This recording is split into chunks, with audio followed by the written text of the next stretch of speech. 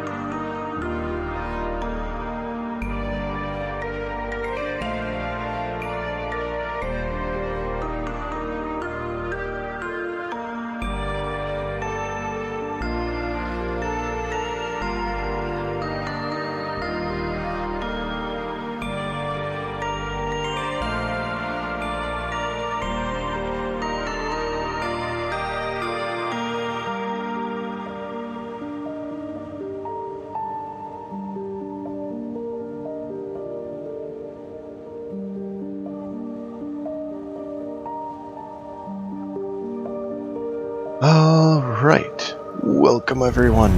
Welcome. Thank you for your patience as we get everything on and going. So, Rizan needs to be moved from where he's currently at, but I didn't have time to do that. So, he's technically in the position here, but his icon is still up there, as you see. So that will be moving, but we'll do that later when we're able. For now, let's get things underway, and we will start going around the table seeing what is going on in everyone's neck of the woods. So, as our habit, we will start with not normal. We'll go with Dump and surprise him. Hey, Dump. Hello. What's going on? Not much. Just been working on some stuff, streaming, usual stuff. Not much my neck of the woods. All right. How are things with you, Yarl? Doing well. On Sunday, I decided to give Cyberpunk another chance since there had been so many YouTube channels that were reviewing the 1.5 patch. And I'm under the principle of I'll see it when I'll believe it when I see it. And had a blast. It actually, there's water physics now, so bullets ricochet off water and stuff. Oh, cool. Which is pretty nice. You can also smash windows of cars to intimidate people, and also when the citizens are held at gunpoint, they react. They're not just like, oh, he's got a gun. Oh, cool. I was saved by the cops the other day in the game because I had a bunch of criminals come and shoot me, and the cops were like criminal thugs and just vaporized them on the street. Nice. It just makes the world feel more alive. More realistic. Right, because that was what it was lacking, is here's this huge world, but it's not alive. There's nothing interesting going on. But overall, I can honestly say what was once a 4 out of 10 for me is now a 7 out of 10. They still have work to do, but it's going in the right direction. It's a lot closer to the Witcher 3 release than not being released status. I will say that on Wednesday we do have our Dungeons & Dragons Death of the Deities campaign. Ooh. And then on Saturday we are not having Fallout 2D20 because Edwin will be out of town at a convention, and I know if we're running it, he's going to want to join. And I'd rather just cancel instead of having somebody sit in the bathroom and trying to join. He's going to want to be Bless part of that it. man for his dedication, but he's done that before, sat in a bathroom and Hey. played. But having that dedication is good. Yes, 100%. Other than that, we have a lot that's going on. It could mean a whole change in my future as what? far as streaming scheduling goes.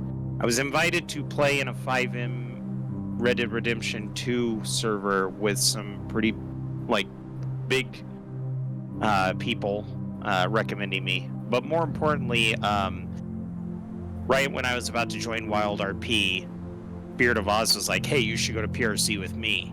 So I applied for PRC instead. So my schedule might be changing around because of that. I want to get a couple days in. Those are really big commitments to do an RP server like that. They're very hard to get into. But somebody I helped start streaming in October, and this is August. I helped him start his channel in August. We helped him get to affiliate really fast, and then he's only playing Red Dead Redemption 2, and already he's 10 times the number of followers I have. He's making 300 subs a month. Dude. He's getting real close to partners, so Jealous. Nice. yeah, those if you're a really good role player, anybody out there watching this or any players here at the table, the 5M servers, either GTA or Red Dead, there's a lot of people that watch those. But my nervousness is that it becomes kind of the thing, a priority on your channel. Right. I don't want it to be the thing that I do. I want to maintain my variety streaming, so it may not be so successful for me in that regard, but I'll still have fun. Yeah, no, I love the RP stuff, as you know. By the way, I can't find that RV. Since we rebooted the Project Zomboid, I think I'm going to have to call in a raider boss who has a good vehicle and have him bring me around town to find something. Dude, honestly, Muldrow has been picked clean of vehicles. I would advise going north up towards Riverside or south towards Rosewood, Hmm. because those towns have not been hit very much and they are full of vehicles. Yeah, but I don't have enough stuff to really protect myself either. I was considering grabbing a M16A1 from a church building not far from where I was at, but I didn't want to steal people's stuff without permission. But I couldn't get hold of Oh, the person who yeah. built that church. Father Connors. I tried to contact him, but I got no response. Well, lucky for you, Father Connors will be on this evening. Really? And I'll just store the M16 in my stuff in the tiny priest house so that nobody takes it. Oh, that's where it was. Wait, you were able to get in the... Oh, but you couldn't loot it, right? I didn't try to loot it. I could see it there. Yeah, you could see it because I've been displaying them on the table so I don't forget them. But you can't. You can go in there, but you can't loot anything because that's my safe house. But yeah, I was pretty sure that nothing could be picked if you happen to up. find yourself on, go into the church proper because I have a table there for free weapons. Oh, okay. I didn't know that was free weapons. But yeah, I found some ammo, but I didn't I was like, that would work great, but I don't have one that uses it. So, I have some 9mm and some other stuff I'd be willing to trade, and that's actually, the character I was on isn't the Ranger radio. The one I was working on is actually the Nomad radio, who's going to be just traveling around dealing with people, being like a traveling merchant and, radio jockey while he's traveling around. Nice. Unaffiliated with any group per se, but just basically friends with all. Hell yeah. And so he doesn't have qualms about getting help from, Big Boss if he's available to help out in his killer truck. Was that me you're supposed to be? Oh, Boss Yeah, Man, Boss right, Man. Boss Man, not Big Boss, sorry, Boss Man. Well, I got good news and bad news. I do know where an RV is. It's on just outside of that big city that's infested. Oh, okay. Oh, Louisville. I thought I could just drive straight into Louisville. I forgot about the road blockage, and I got swarmed. Ooh. Yeah, best way into Louisville is via the train tracks. Yep. Well, What game are you discussing? Project Zomboid. I would suggest you playing it, but Yeah, you would need additional appendage manipulation to increase the probability of successful output. Yeah, that's unfortunate. Wow, that sounded so complicated. But it was very eloquent. I appreciate it. It was very eloquent, yes. I have no idea what you mean. You'd have to know Pure to actually know what I meant. So. I only have use of one hand. I only have use of my right hand. Ah. Project Zomboid doesn't do well with that. That's what happens when you use it too often. Zomboid doesn't do well if you have the use of both hands. Let's be honest. I didn't say it did well with one hand. I just said it doesn't do well with... It is very aggressive. It's a very hard survival game. But Can you imagine trying to do it with one hand? Can you imagine VR? Somebody said it should be VR. I'm like, oh, hell no. That No. would freak me out. No. At one time, I could use a Xbox One controller and with just my index finger and my thumb before I lost more use. And so I set up all these buttons and shortcuts and all that stuff to use to play Cyberpunk 2077 because I waited so long for it to come out. And it took me, I don't know, over an hour, a meaningful period of time, let's just say, to get the shortcuts and everything set up on my mouse and between my mouse and my controller. And then I went to the first mission and it lagged and it locked up and wouldn't play. And I was just like, I give up and returned the game. I'd been on it for about an hour and a half. And I just returned the game. And Jarl, I am thinking about kicking off 2077 playthrough as well to go with yours. The other path. Same life path, so it's actually going to be very parallel, but rebooting the guy I had started and going through that.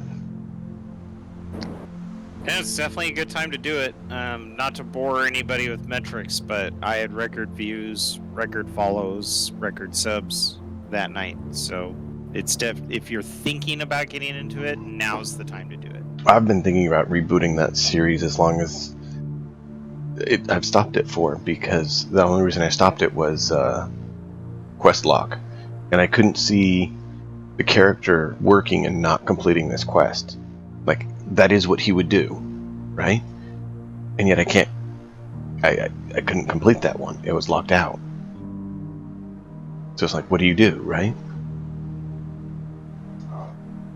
So that was back when it first came out. So I'm hoping now they've polished it enough that I can get it to work. But I have quite a few different RP ones that I'm going through, which I'm sure Jarl, you can't tell as well as any of the others that, the RP seems to be more my preferred path than No. the other things. No. Hey, Say watch it yourself. So. Say it so. So, without further ado, who wants to do the recap tonight and let you guys have time to chat about amongst yourselves? Did Lombast and Plaid Weasel get to do their review? Their own streaming updates? Lombast did, yes. I didn't know if you were... I had walked away. I got my godson here. He's 6 months old, so it's a little hectic around this. Mm-hmm. And then I don't know if Plaid has anything else he wants to add on his docket, but you and Plaid tend to not have very much on that regard. Because I don't stream. Precisely. I have an outside life. Other than the world thing that I'm trying to build, which I know you and Jarl were interested in time, but if Jarl's gonna have even more free time, then that's gonna, I don't know, I'll figure something out. Mm-hmm. Other than that, I'm in your sci-fi game. This game, I keep trying to get Jarl to get me the Fallout game. Well, he actually mentioned possibly doing a Raider one, and I figured out a Raider guy I would want to make. Or not Raider, Legion. Legion. Yeah. Because Boss Man wouldn't fit with the Legion. Oops. Yeah, I mean, yeah. And with that mod I found, we can actually make it happen. Well, that mod isn't complete. It's 2 outfit mods is all it was. But yeah, no, I get you. A mannequin's dream. Hey, I hear you. Other than that, I won't be here for your sci-fi game, by the way, next week, because that's like 2 days after my son's born, and I'm gonna have my hands full. I don't know why. That's not a big deal. Congratulations, though. Congrats, man. That's awesome. Are you naming him Pure or Rodney? Xander. That's a cool name, but it wouldn't be as good as Rodney. I do love that name, Xander. I haven't heard that in a long time. I mean, like, it's unique. For Alexander, which is my best friend's name. Yeah, and there's a kid in my neighborhood named Raiden, named after the Mortal Kombat. Oh, that's so much cooler than Xander. Nah. All right. On topic. Mm-hmm. Who's doing the recap this week? Let's get that going. Essential amino acids direct. I can try. Sure. Okay. So it's not the greatest recap ever. You ain't done it yet. How do you know? Could be the epic. We were making it back to see the Jarl. Mm-hmm. And we got temporarily stopped by Varga's mother, who had an elaborate encounter with Raph that awakened him to things that we were not privy of, visions, which caused him to ultimately end up leaving the party for his own spiritual quest. We got back, and the community was getting ready for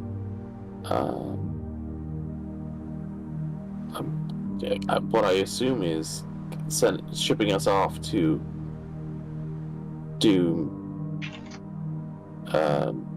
get allies for future plans of the Jarl and our hopes to counteract Vigo.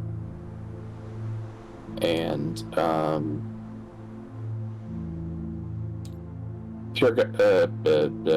Reese got made Master of the Hunt, I believe, and Bjork and Lambast are still alive. So that's my best recap. Did Landbass, I cannot recall this, did Landbass end up taking the job as the king's bodyguard, as the Jarl's bodyguard? I thought it was Bjork's bodyguard. I'm Bjork's bodyguard. There could be two. I'm not actually Bjork's bodyguard, I'm Bjork's weapon. I don't know. I can't remember if Lambast was. I thought Landbass had taken the job, I can't remember. I know Bjork didn't. Bjork wanted no part of it. Yeah, I thought Landbass did take the job because it was so fit for him, but I don't think he did either. Yeah, Okay. because it's not his culture. okay, yeah. I am Bjork's weapon until he builds the boat and gets me back to go hunt the I actually looked it up, the Nordic word for Bigfoots, but I can't remember, so I'm just gonna say Bigfoots.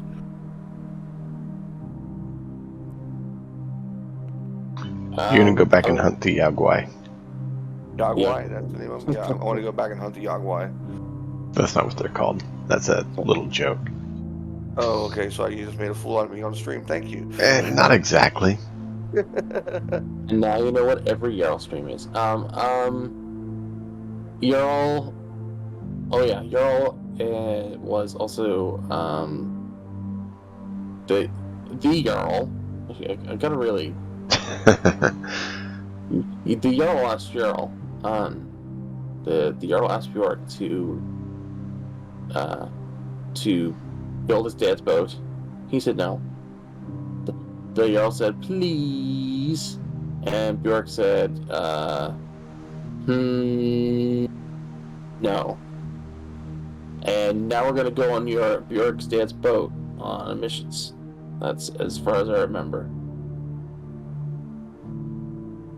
Did I miss? No, you nailed it. You get your Yeah, you nailed it. Bjork does plan on working on the boat. He's going to do it in private, and he's not going to report it to the Jarl because the Jarl will have nothing to do with it.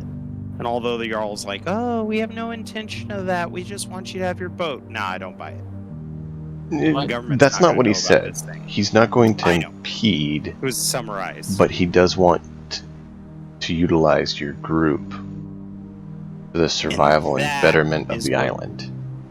I don't think that. And that is what Bjork is nervous about. Because although it starts off with good intentions, you know, his whole life he grew up with a Jarl that Mhm. it always started off with good intentions. And every thrall knows that if you have something and the Jarl wants to use it, and you agree to it, it's basically the Jarl's after that. Just before we get started, am I misremembering something about Bjork's dad? Because I was for some reason I'm under the impression he was like a rebel, or like there was some faction or something of people against the Jarl. His stepfather, well, adopted the dad, adopted father, yeah. Okay. His actual father was a bit different of a story. His adopted father, yeah. There was a little thing going on. Yeah, and the story behind my real dad is that we all went basically bankrupt and shamed. Like, our family lost all of its honor because the Jarl was making him build boats too fast, and then when they sucked and sunk, it was basically my dad that got blamed for it.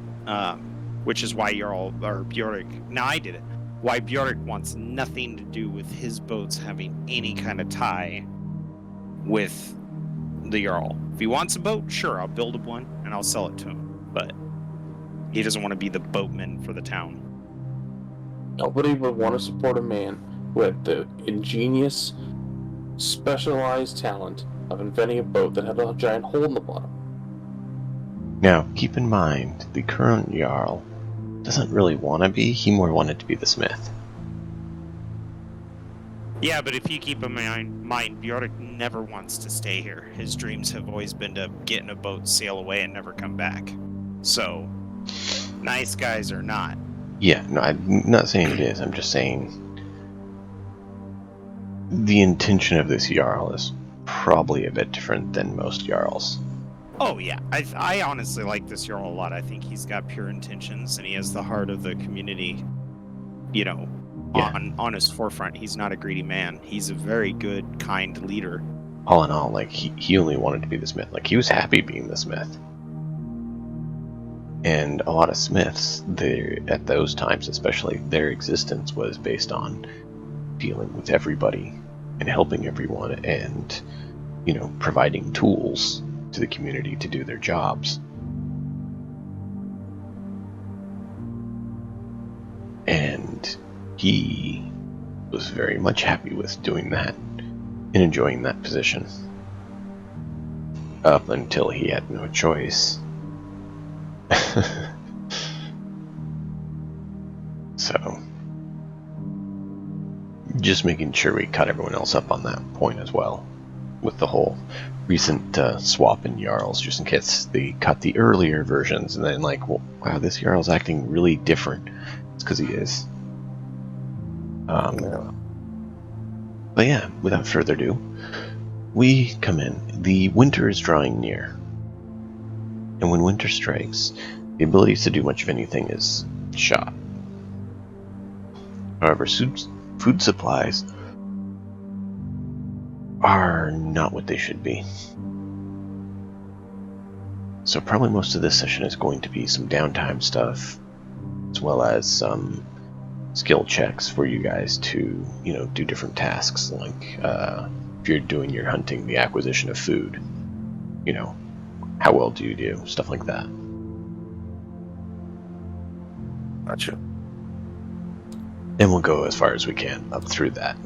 Now, it was mentioned that you guys thought that potentially the group wasn't coming back that had left. All of the housecarls and warriors that had been sent out to explore and place acquisitions on additional food stuff and resources to get you through the winter. And that was actually confirmed based on Varger's mother coming in saying that the ship they took was found beached and destroyed on an island that Varger knows well, but does not wish to speak of or go to. It's a mystery. That being said, Varger has found out that his mother and that part of his bloodline wasn't from the island, but was from another island. That apparently Rysand is also from. As well as another female acquaintance that has been met within this town. So, what do you all wish to do in preparation and planning and moving forward? You did get some gear in that spelunking you did. Did anyone place acquisition on that? I think we did that last session where Dump kept the armor and Okay. we divvied out that stuff.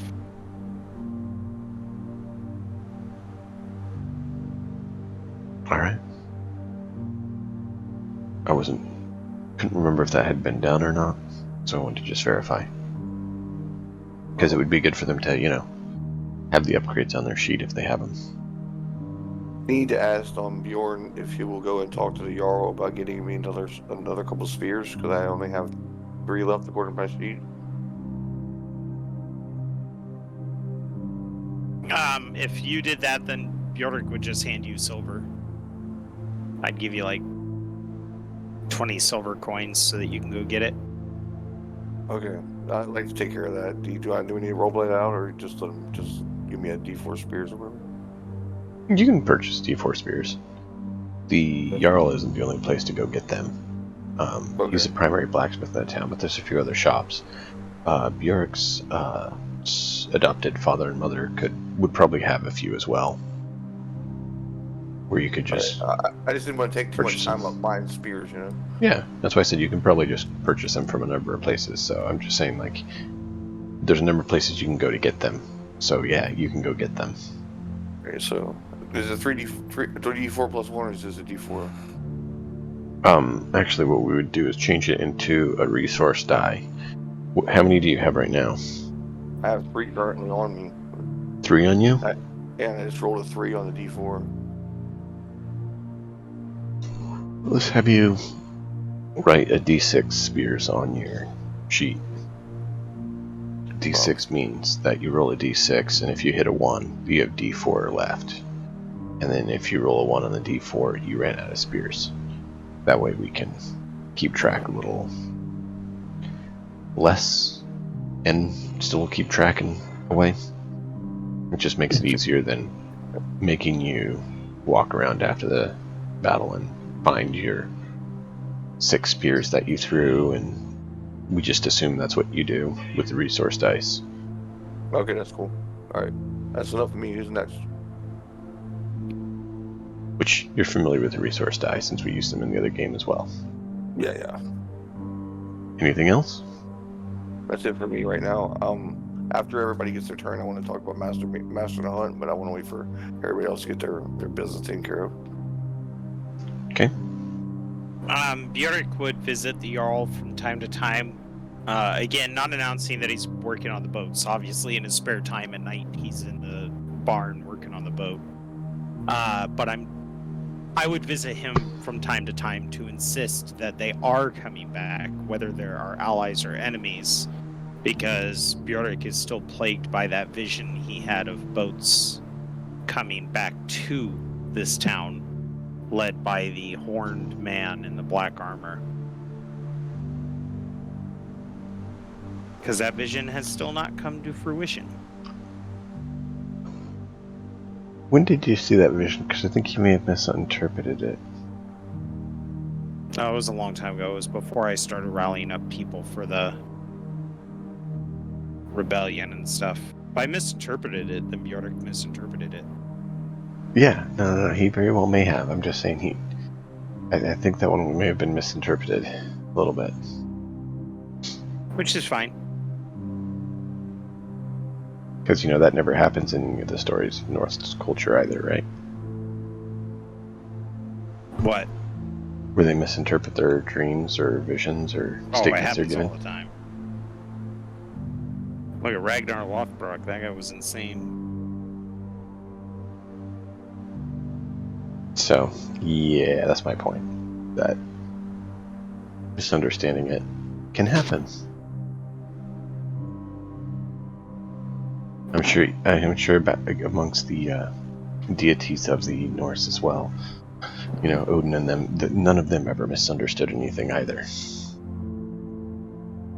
Ha ha ha. But yeah, so I'd visit him from time to time to make sure that he is taking it seriously. He believes that... Being careful not to volunteer my time. Yeah. He believes that enemies will be returning. He doesn't necessarily think it's going to be the Housecarl group, since some of them were loyal. But he does believe that there is trouble brewing and problems going to be had, and is working on training people to be capable to defend the island. But the primary focus is on surviving till summer so that you can actually have food again, right? Because spring isn't the point. Spring is things start growing. Actually, you don't have food yet. We wouldn't have food until autumn. That's what I was the saying. trouble. At Yeah, least so- summer for early crops. But that's why Bjork is more worried about defense, because even if we planted the crops, it's standing around waiting. Whereas we're still ripe for the taking. We have other things that somebody who's not as hungry as us wants. What's that? Well, first off, this is the political foothold of the entire island. You take this, you basically have all the other towns, jarls under your leadership. So that's true. what he's looking at. Where we're down for the winter. Yeah, well, obviously we're going to plant crops. Yes, obviously we're going to hunt. Will it take the whole town? Probably not. Because once spring comes, food will be easier to get. But in the meantime, there's not a whole lot we can do in the winter. We can't just hunt every animal we see, otherwise we exhaust our natural resources. So warm the people up, give them something to do, build a wall, things like that. Yeah. Which put people to use. He is doing some of that.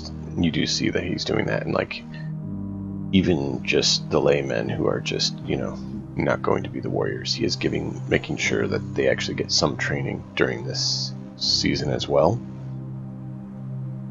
So that even the most basic person on the island who lives in this town will hopefully have at least some rudimentary and basic skills in defense.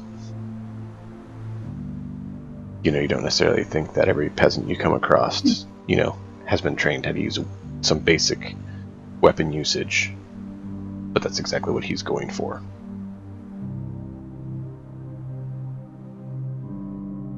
He doesn't expect them to meet, warrior status, but capability of, here's a weapon, help defend our home. While Jarl is, while Bjorn was working on his boat for a couple days or whatever, I'd like to go spend a couple days alone in the woods with me and Farah and scout out the wildlife to see what's abundant, see what's not abundant. So I can make some rules as a master of the hunt, no killing the X amount of animals, like that kind of thing, like I just want to kind of go do a scouting run and see what animals I can find and not only hunt enough to feed me and her, and then just evaluate the wildlife in the area so I can come back and lay some rules down for the hunting groups. Okay. Yeah. There is a number of different animals. An increase in some wolves have happened. So the northern forest, which is the closest, has less. Go ahead and roll a wisdom investigation.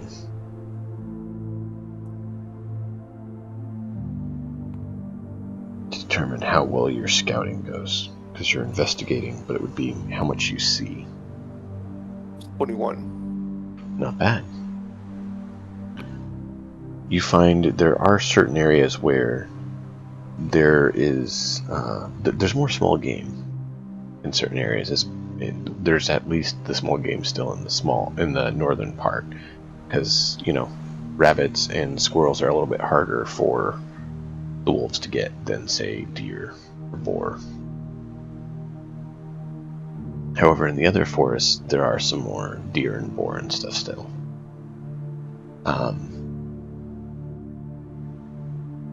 You have the map there. How far do you go on it? Like, where all do you cover on the map? Pop the map up for me. And where are we? It doesn't come in very clear. You're in the center, where it says Harkons. Yeah, the resolution is terrible on this screen. I can't see it very well. Okay, well, there's another map on the table. You can zoom in and see stuff. Okay, that's better than... That's right here. You can look at it. I will say that on smaller resolution monitors like my laptop, the crinkled paper map is just generally hard to read. Got it. That colored one, though, that you had worked out really well. I wonder if we could put it in... What city are we in? What city are we in? Harkon. We're in Harthong? Oh, Yeah, Harkons. Harkons, okay. Yeah, from the hills to the, north and south from the hills to the, whatever this debris patch is it heavy woods or something like that? So there's forest just north of Harkons that you see. There's a bit of open area, and then from the there's forest to the hills, and from the road till the other road. So okay. that little square right there would be like what I'm considering Harkon's hunting area that I want to manage. Okay. So we're up north. We're going to say only small game. So if you go over to Oscar's, there's some boar and stuff over there. If you go down to Beckett's or to the ruined remains of Torvald's, those two forests on the south, east, and southwest are where there's more larger game. Deer, elk, boar, stuff like that. The more you push to the north in that forest, the less you see. It seems like there's something, from what you can tell, something has driven them out of there. Not just the wolves. The wolves are even avoiding some areas in that northern forest. We'll investigate that.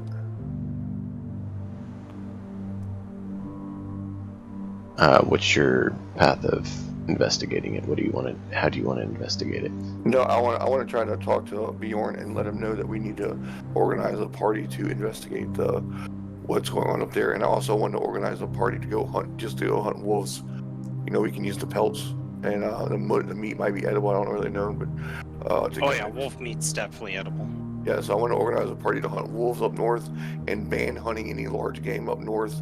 You have to be outside of the first two roads to hunt large game, and then go down and down. You know, because I just understand the wildlife, like the wildlife reproduction systems also to hunt, so we don't hunt to extinction. So up north there's only small game, except for hunting wolves, and then on the south, on the west, northwest, and I mean north, south, west, southeast, and southwest of the forest, we can hunt larger game. So that's the rules I'm going to lay down. Okay.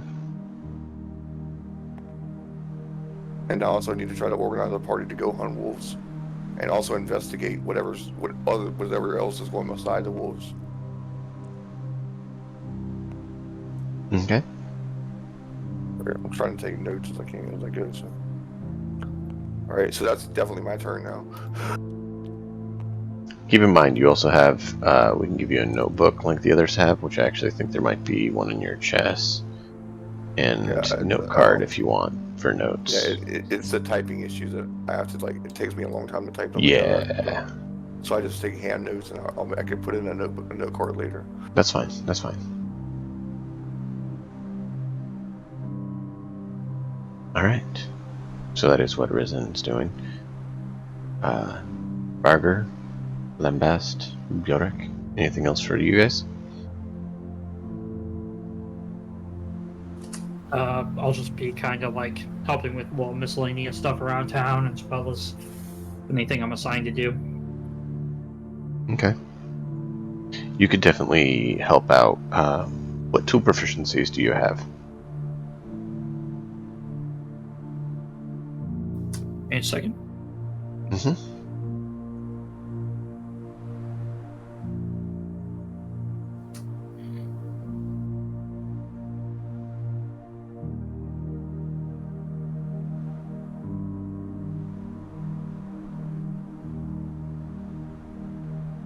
I don't have any tool proficiencies, so I would just help out with like carrying things, lifting things up, stuff like You that. usually get 2 proficiencies with your background, but okay. They could still use you to help with the training if you want to do that. Sure, why not? Because he is trying to get everyone to have some basic training, which I think Lambest has studied that a bit, so he can probably pass on at least what he's learned. Yeah. If I remember right, it'd be basic spear Spear and Shield kind of training, wouldn't they do that? Yeah, at least spear training. Because spears are one of the easier produced weapons. I would be happy to do that. So, we'll have you at the barracks there at the Jarl's Longhouse, helping teach and run drills on spear and bow usage. Mainly spears.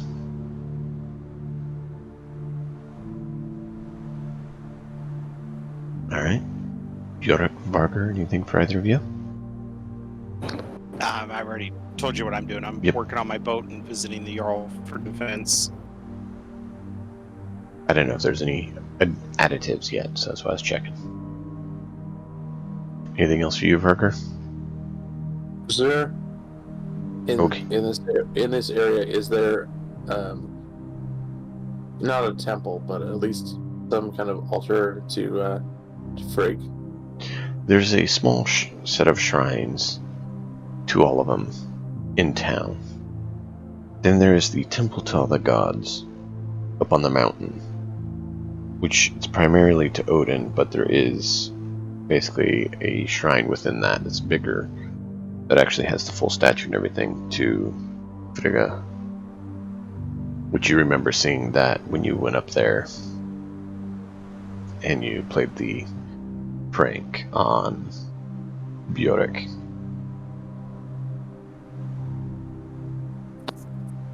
I'm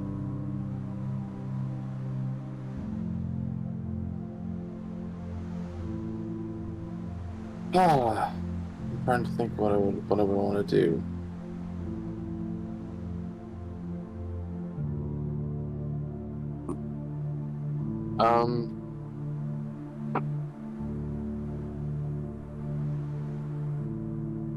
Maybe set up. I don't know.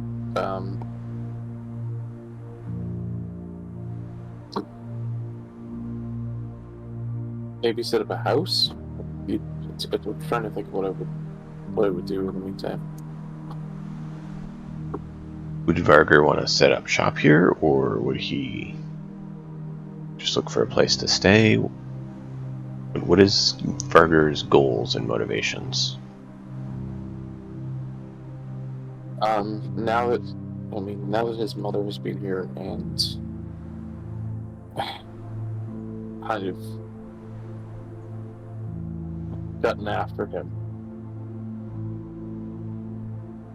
he's kind of cast aside everything that he owned that had anything to do with Loki. Like last episode, he was taking everything off.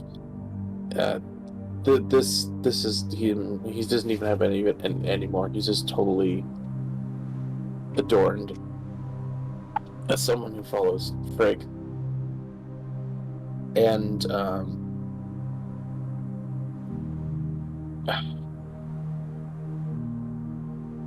he is trying to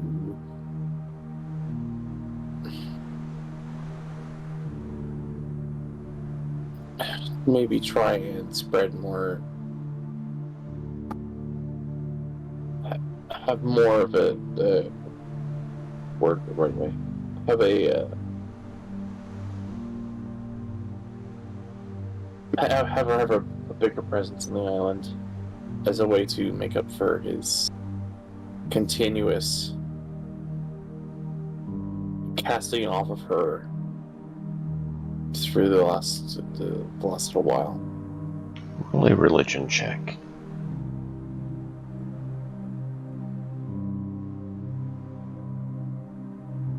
I'm gonna drag all my dice from midair. I don't know what's going on there.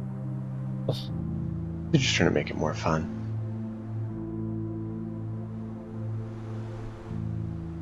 That is Not bad. Oh, I gotta look at the sheet. Oh, zoomy. Come on, game, don't. Oh, why is it? Oh, I have no idea what's going on. I can't zoom in. That's odd. You can also, there's a little black square on the upper left corner of the PDF. If you click that, it takes up half your screen. Oh, there we go. That's 15. There we go.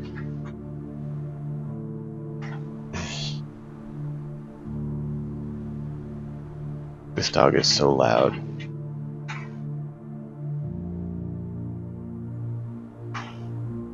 I don't know if you guys can hear him or not, but he's here drinking water. Yes, we can hear him. Yeah. He's just a thirsty boy.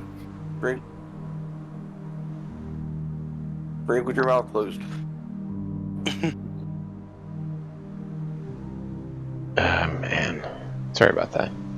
It's like I go to say something about it, and all I can do is hear this lovely lapping noise in my ears. So.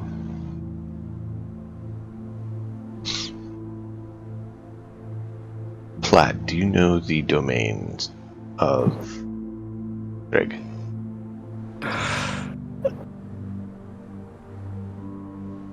Well, if I don't, I know someone who will. I know that she is a fertility deity. I know that she is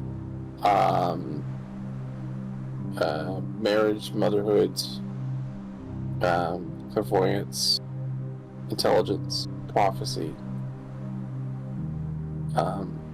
and if need be, vengeance. She's like a more mean version of Hera.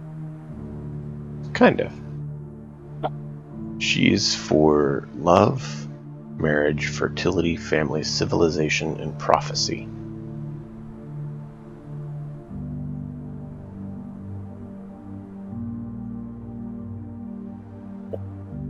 As you're working to try to go about spreading her will and domain, what are you doing to try to support or encourage those domains to support her her presence on the island and encourage her following?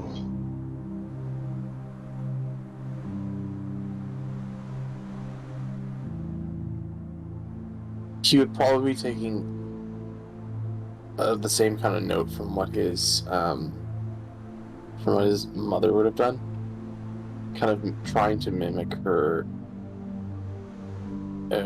what she would have had to do. Which, I mean, his mom was more about the prophetic aspects of it, but she would be called upon for, like, a ceremony for marriage, or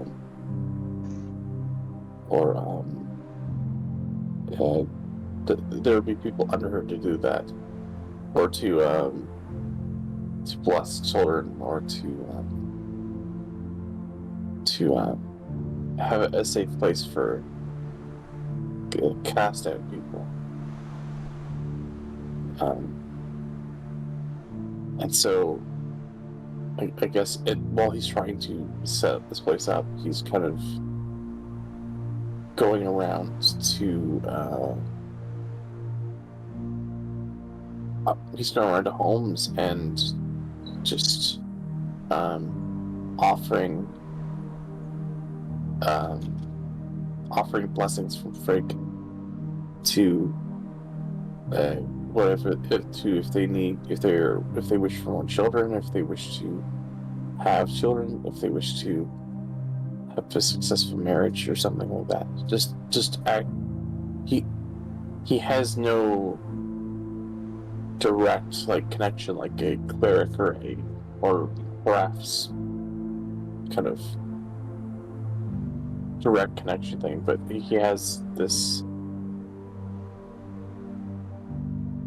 newly revealed religious connection, I guess we'd say. Okay. He's faith rather than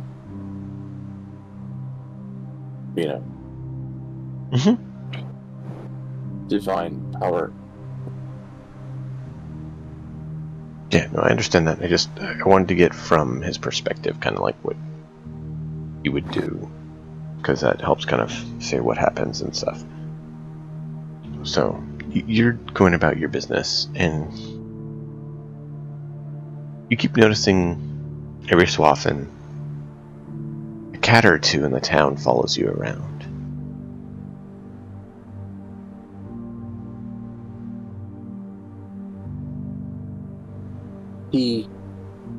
I mean, after about the second time, he'll probably begin, like, leaving food out for the cats.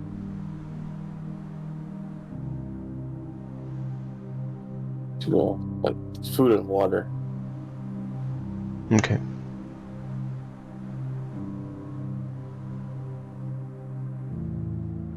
So yeah, as long as you're doing it every so often, they're showing up, keeping an eye on you, watching.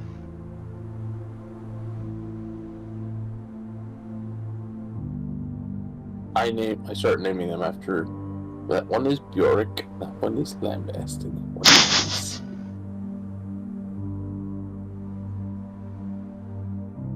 Okay.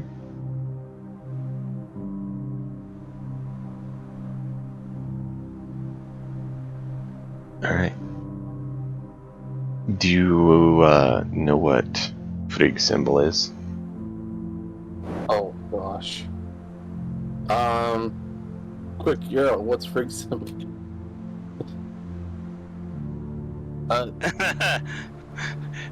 Go, quick! Dance, monkey, dance! It says spinning wheel, isn't it? No.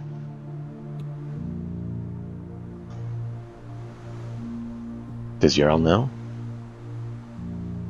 For Frigga? Yeah. Oh, Jesus. If you don't, Hang it's on. fine. I looked it all up and have it pre-ready. I'm just... He asked you, I was just curious if you knew. Because there were 3 of them. The most common one is the spinning wheel. The other one, if you're looking at a Germanic point of view, is mistletoe. And then silver, of course, because she's Queen of Asgard, and silver was very important to the Vikings. I did not see the silver one. I saw the spinning Yeah. wheel, which I was like, It's more like so where she lives, because she doesn't live in Asgard. She just attends court in Asgard. right. She actually lives in the wetland heaven, which is Finselir. And silver and mistletoe is very important to that.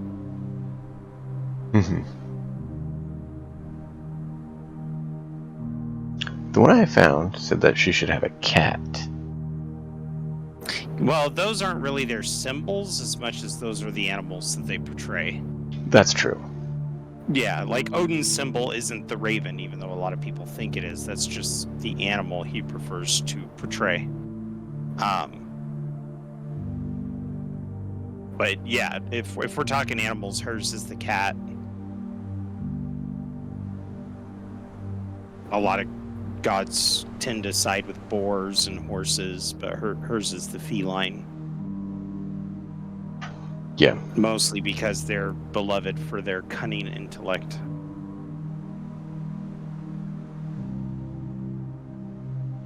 It just didn't seem like your Varger was quite getting the significance of cats watching him. I know the cats are basically the little symbols of Frigg all following them. I knew that. I was just trying to like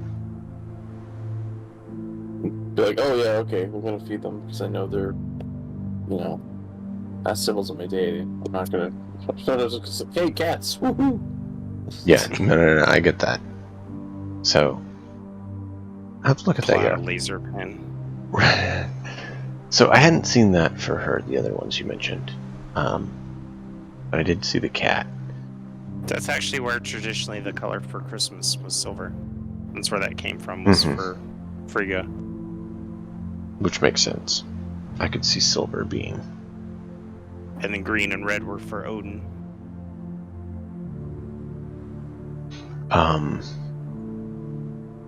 Let's see, what did I find that they were saying would work well for Odin? Oh, yes. Of course, his animal is the raven, but his actual symbol that I found was an eye. Eye.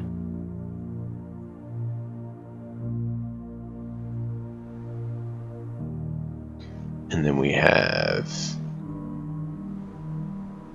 a horn, a curling musical horn, which was another person in the party, would be their patron. A sheathed sword, or That's animal me. of a boar. Mm-hmm. That's me. And then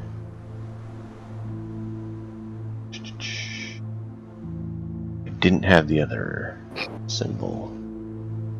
Okay, I need to find that one.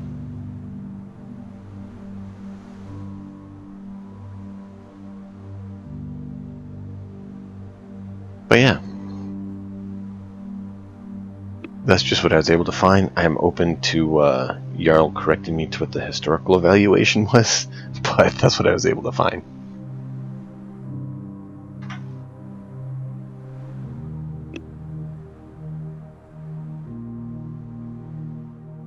So, that is what happens as winter moves in.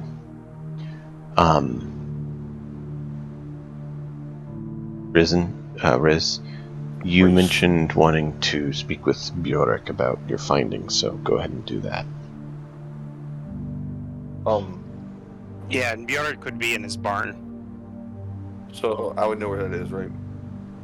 After I get back from hunting, I will approach the barn, head on in, to the barn, find Bjork, and I say, "Greetings, friend. We have an issue." And when you walk in, Bjork has the rib cage of what looks like a soon-to-be-built boat constructed, and he's standing inside the rib cage, testing the flexibility of the wood. Ah, Reese. I see you're building the boat. Well, nothing else to do in the winter. Well, we have a small task ahead of us, I believe. I did a lot of scouting for the for the hunters to have information on where to hunt. I discovered that the wolves are taking out a large number of the large stags and stuff that we would normally hunt, but I also detected another presence up there that's not the wolves that's killing a lot of animals. I think it's worth investigating. Is that something that you and your hunters are going to take care of, or? I haven't been assigned any hunters yet. I'm still just giving orders at the moment. Well, if you send anybody in after the wolves, I wouldn't send hunters. You think you can break away from working on your boat for a little while to go look at this with me? We can get Bjorn and Lumbast back together. Well, Lumbast and Bjorn back together. You are talking about maybe a week travel. Takes about a day or two to get up there. The forest is thick. I've been through it, so we can't get lost. But the wolves, they just attack. They're so blatantly violent that there won't be any having to hunt for them, luckily. But their number is strong. I honestly don't know if the 4 of us will be enough. But definitely check with Lumbast. I know he's training the troops. If he can't step away, then we're down to Lumbast. And Vargar, I know Vargar, since his mother's trip, has been different in his objectives, so check with him as well. I shall do so. As far as the boat, this is just what I'm doing in my spare time. Not really a whole lot of scouting being done or escorting being done in the winter. Do we have scouts sitting near to watch for sails? I hope so. The Jarl seems to have everything under control. Okay, You kind of get the idea that Bjork is, as opposed to a couple weeks ago, Bjork's very dismissive about the situation. Okay, yeah, I get it. Yeah, and Reese has a new, almost like a new giddy up in his step. You know, he's really excited. You know, because he's never got to tell people, you know, like about hunting and all this stuff, and he's just like, he's really living it up right now. He just thinks he's the cock of the walk. You know, you know, he's very excited about his new role. You know, and getting to lead other hunters and stuff. He never imagined this in his whole life. You know, it's very he's taking this role very seriously. So I say, keep up, good friend, and I head out to go find Lambast and God, what's their name? Varger. Varga. I head out to go find them and ask them if they're willing to go on a short mission to go try to find out what the other people behind the wolves are. Other than the wolves, what is hunting up there? It might be something, you know, that we need to take care of ourselves, because we can't spare soldiers, and they make too much noise anyway. They ching, they walk around.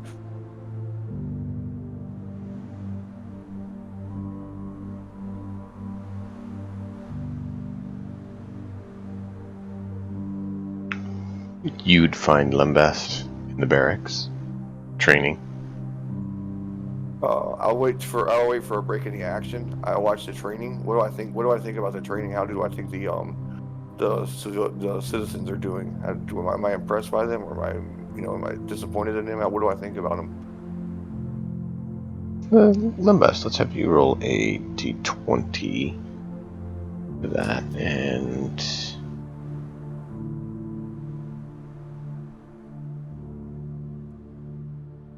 I could see either intelligence or charisma being used.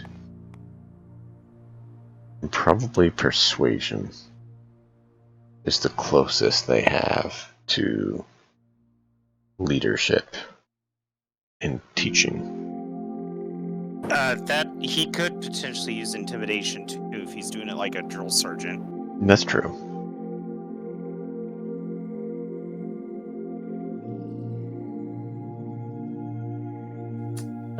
Well, it's 10. It's 10? You're -2.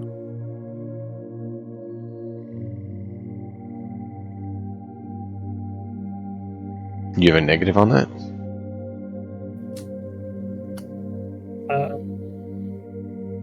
My bad. It's 11, but still, it's 11. My bad.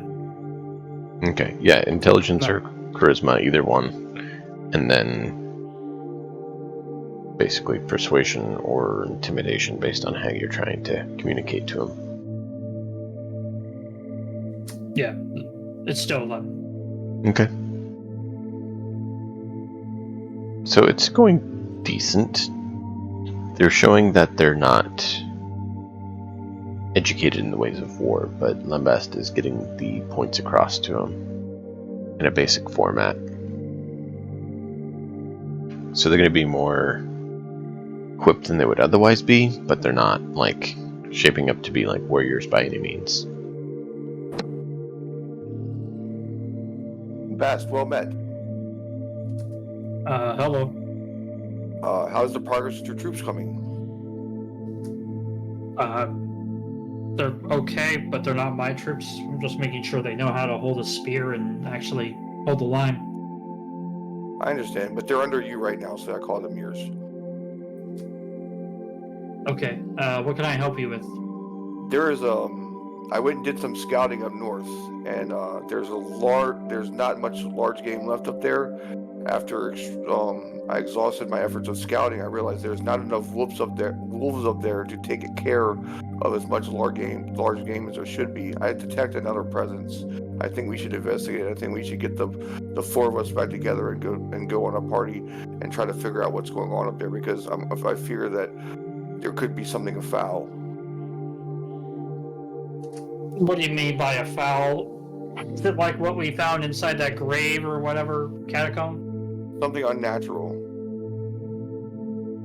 Or I could be wrong. It just could be a super predator or something, but I just don't know what it is, and I need to find out.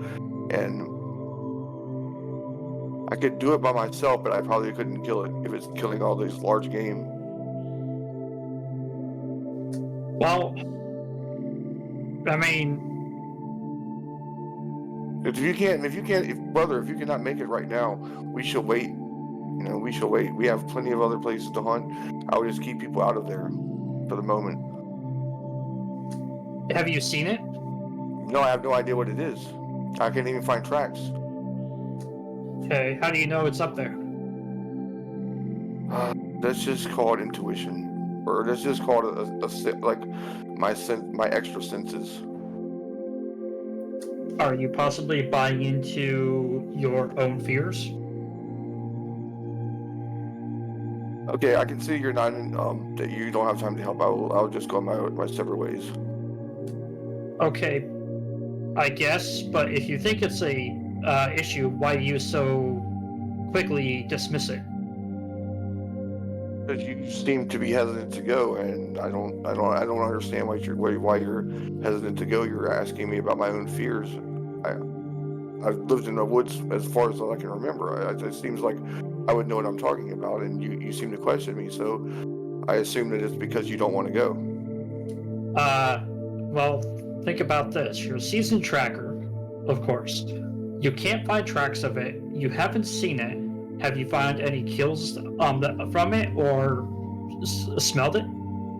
You got to make a roll on that, or how did I know that there's an extra presence there? Because you just explained So that. far, what you had been able to find was they were moving away from an area, like they're being pushed by something. Okay, thank you. You know how natural animals kind of shift away from an area of threat or hunting or predatorial aspects. Where the animals would normally be because of prime grazing and etc., the animals are not there. They seem to be retreating away from this certain area. This is what draws my concern.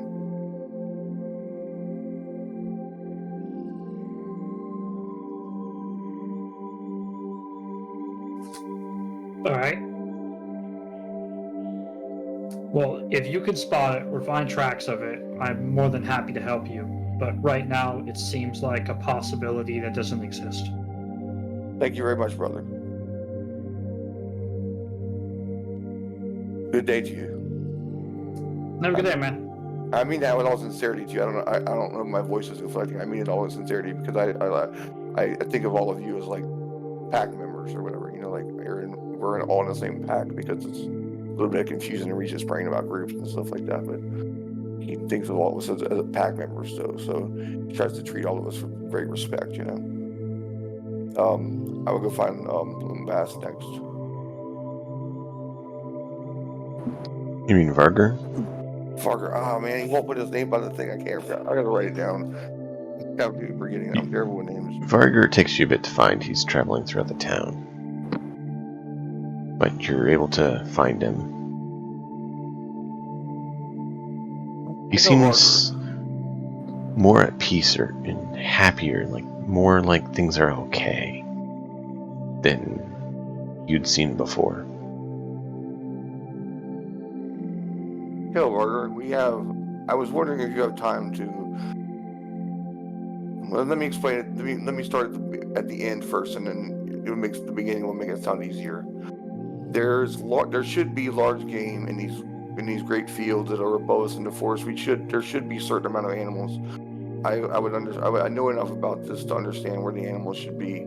There's not. They seem to be retreating away from a certain area, and it's not the wolves driving them away. I'm concerned that there's a greater threat up there. I've asked Bjorn and Lumbast if they would come. Bjorn will come and Lumbast will come if I could find proof. But so far, I have no proof. I can just tell by the animal movement. I was wondering if you'd be interested in going with me to go and try to find this greater threat and then come back for the cavalry, or maybe you could convince the other two to come with me for the just to search this part thing out. Out of character, we can do this next week or something like that. I'm just trying to lay the groundwork.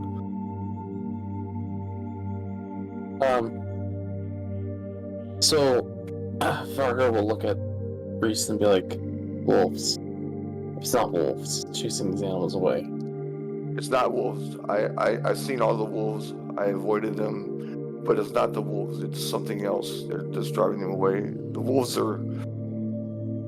hunt in a very obvious way. It's very clear to me which are wolf skills, and wolves do not normally. Animals do not normally act this way to wolves. This is something out of the ordinary, something I haven't seen before. Should investigate it. He'll look at his what he's built of his place so far, and it's not perfect, but before we leave though, Reese, will you come inside? Absolutely, my friend. I go with him inside. So the farmer's kind of had this kind of, it's not perfect, right? It's not like he hasn't had very long to like really build this place up as a good space, but he has like a basic altered frig, and he has a space where he sleeps and where the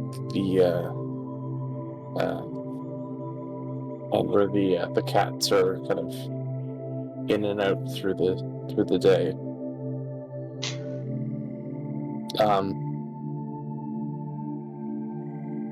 But he will.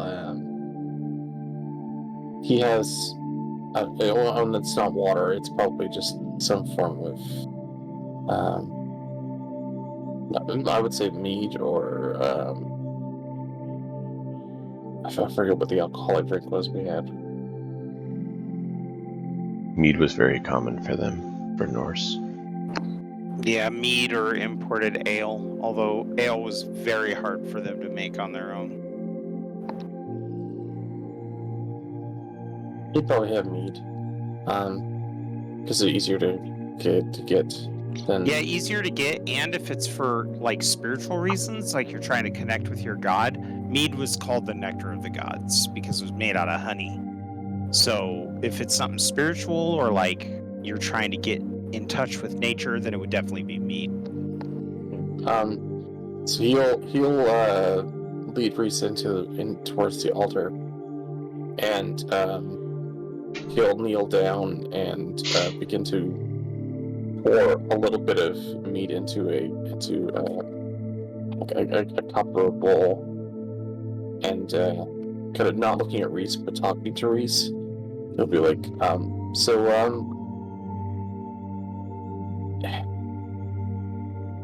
your past is a mystery to you, I believe, right?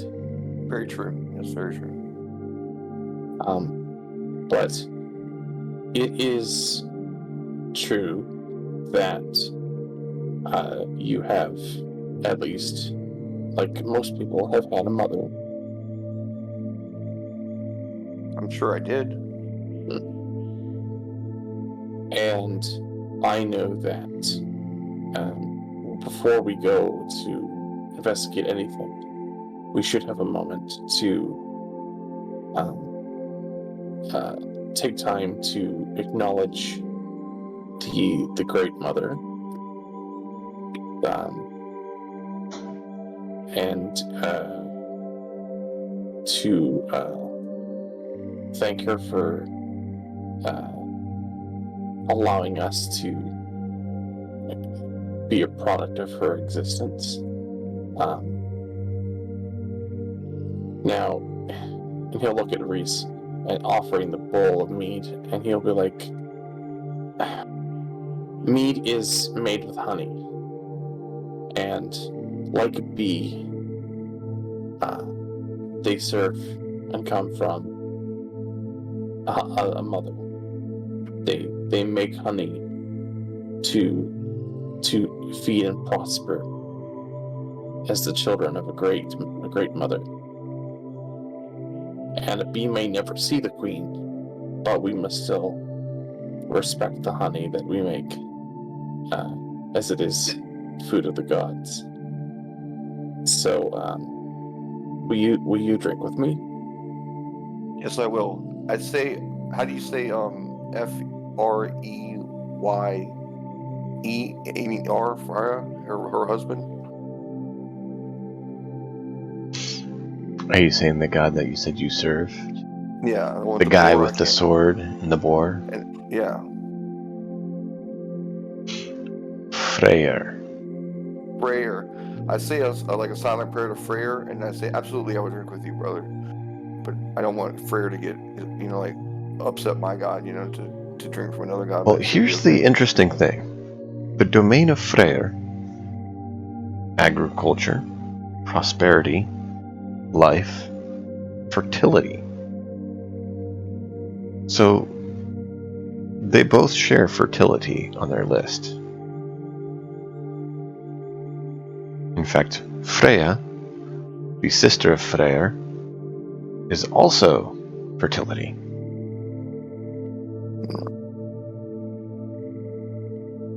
So I say a small prayer to my god, and I tell him, absolutely, I would drink with you, brother. I'm sorry, I don't know how to speak Norse very well, like the proper Norse terminology, so that well. And I take the bowl of mead. I ask him, do I drink it all or just a sip? How does your what do you call this that you're doing right now?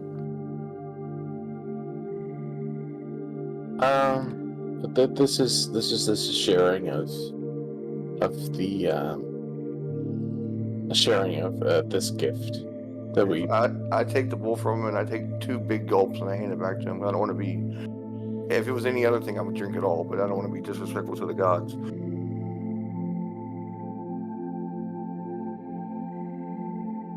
So he'll wait for Reese to take his gulps. He'll take 2 gulps, and then he will offer the rest to Frigg.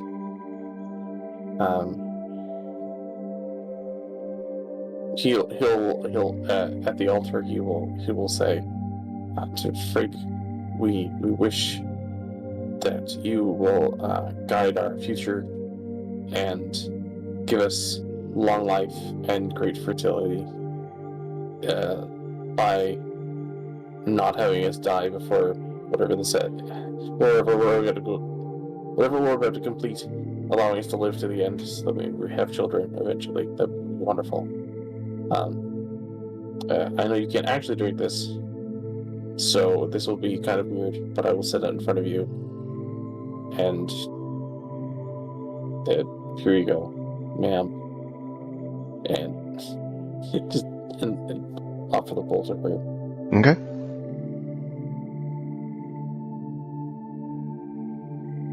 Okay, Reese. Reese will stay as long as Varga. He'll stay respectful and quiet and kneel and bow his head, or as long as Varga is in his ritual, he would not disrespect Varga's temple or his god or anything like that. He does remember that enough that from his childhood, where you were supposed to act, how you're supposed to act in religious ceremonies. He doesn't, like civilization. He's not gonna be too civilized, but he does remember that much. Okay. Okay, Reese, let's go. But I must mention, by the way, that as much as I respect your belief in, I think it was Freyr, Right. I'm not putting a giant phallus in this temple.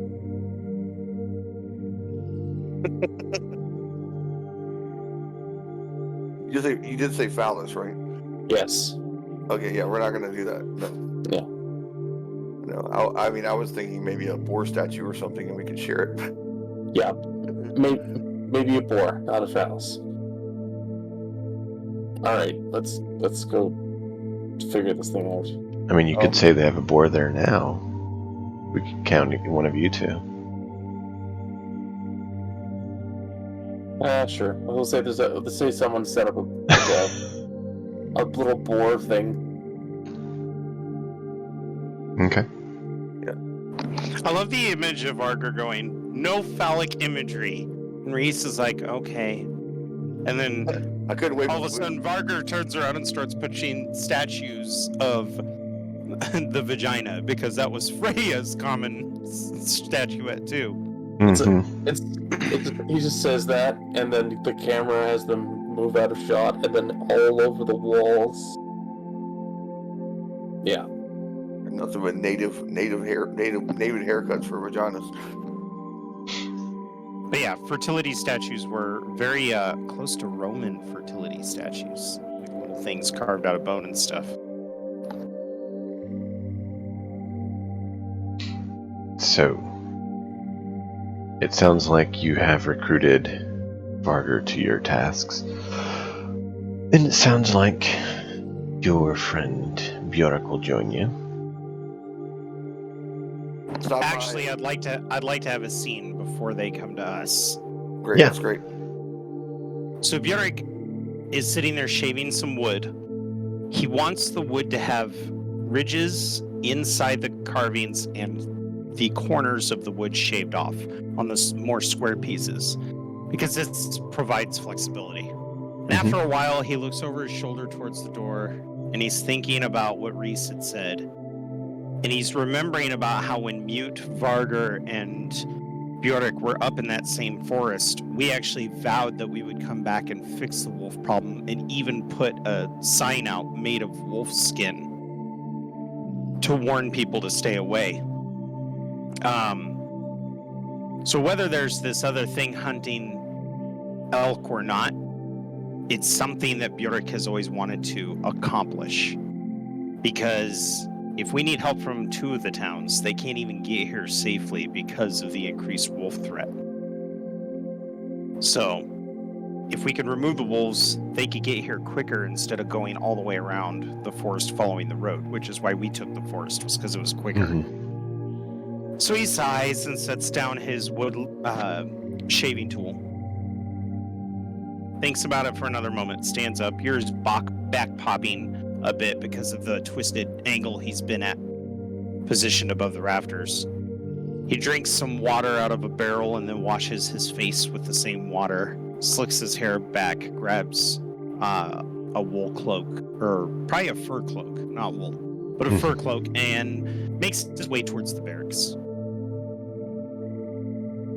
Upon arriving at the barracks, if he sees Lambast continuing his drills, he stands next to Lambast but does not say anything until Lambast addresses him. Okay. So yeah, Lambast is there, training him up until evening, rotating different groups. So after eyeball Bjork, I just keep training. Oh, Then we're it- done. then it comes time to shift and do a new group. Basically, they have a rotation going on where different groups in the town will swap out. So, this group will be working on their tasks for the town, and then do their personal tasks, and then train, and it'll rotate who's doing which. Right. What can I do for you, Bjork? Doesn't look like it's going too well. You're teaching them great, but I don't think they have a fighter's spirit, do you? Oh, trust me. They have more spirit than the people where I come from. So, what can I help? Which is kind of funny because Well, it's true and untrue.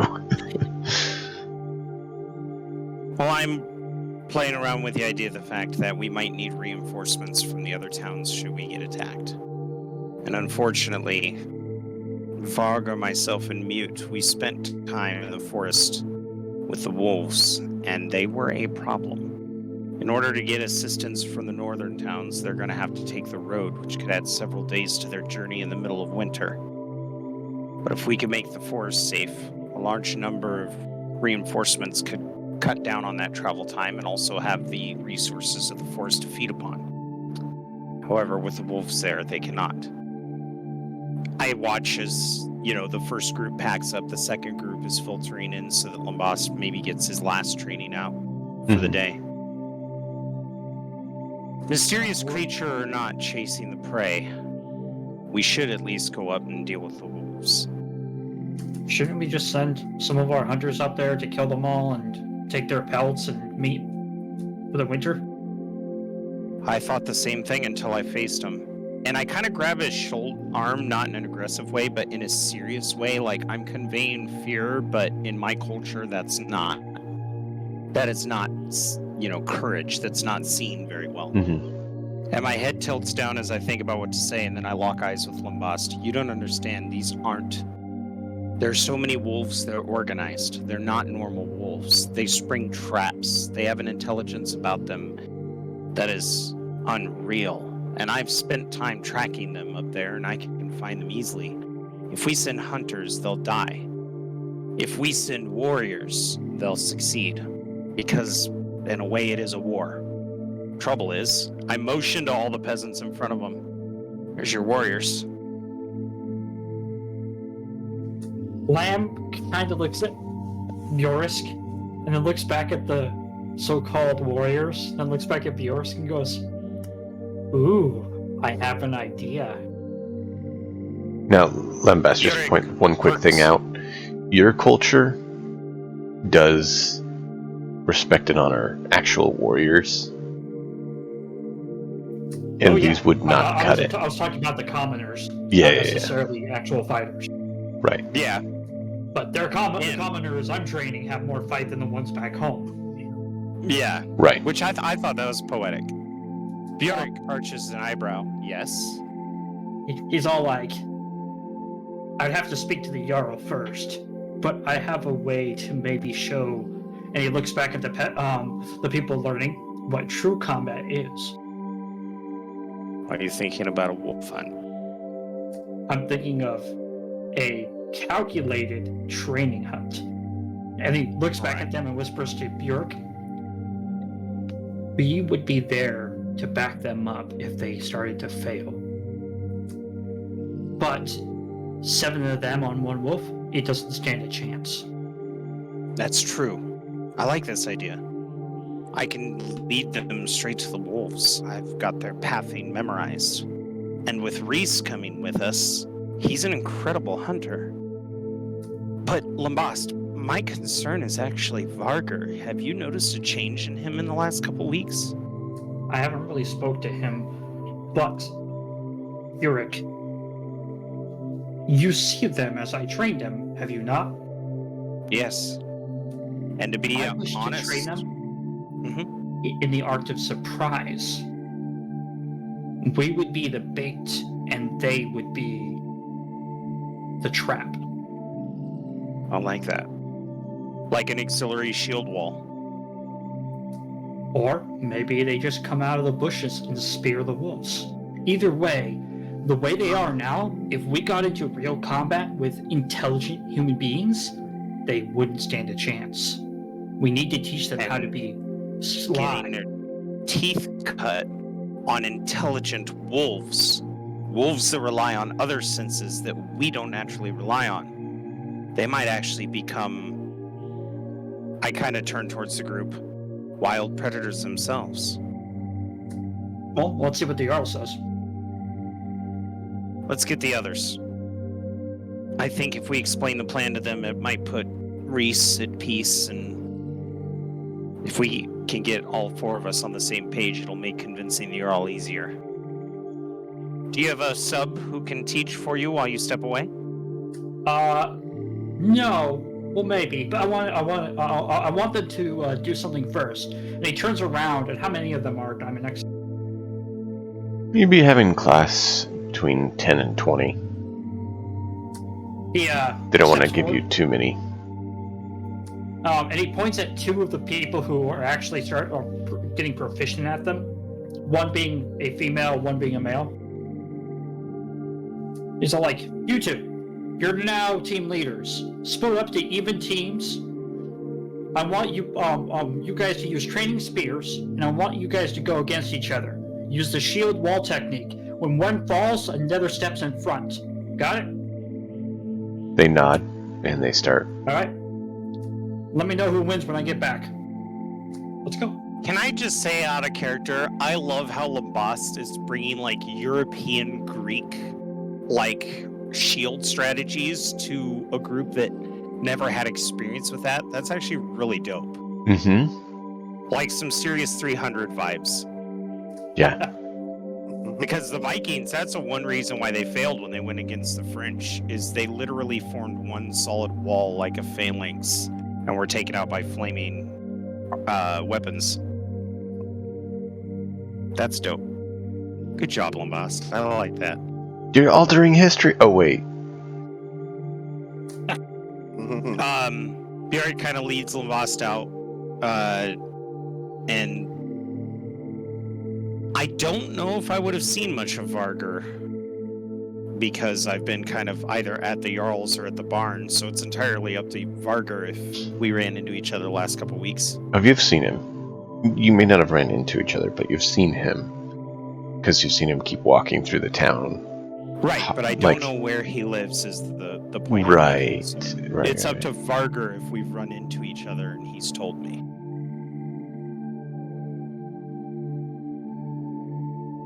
He's probably being focused on what he's trying to do with his, like, the whole type of stuff. So he may have seen you, but he didn't want to bother you.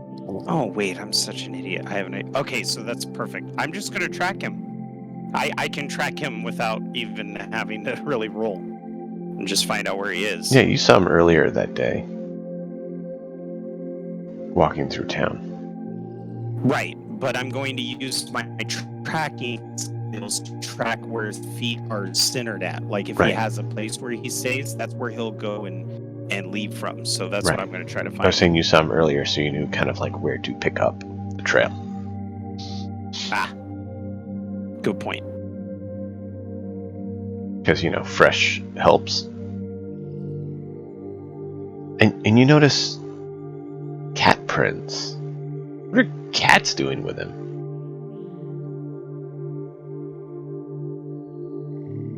And you follow it, and eventually... Bjork's not much of a cat guy, so when he sees the cat prints, he's like, oh, filthy animals. Yeah. Which... Yeah, I follow him to try to get back to Varger's place. Yeah, so you're able to follow it, and eventually you get there. I didn't see any animal that Heimdall had. Like you mentioned, the others have animals. Heimdall is a watchman. He doesn't have any animal. That's what I thought. He just kind of chills where he's supposed to. He has his weapon and his horn. Yep. He has And a pretty watches. sad life, honestly. He does have a horse. He does, yeah, but that's not like his symbol. Right. But he's one of the only gods that doesn't live in an actual place. He just guards the Bifrost. Yep. But he's one of the only ones who can be relied on to do his duty no matter what.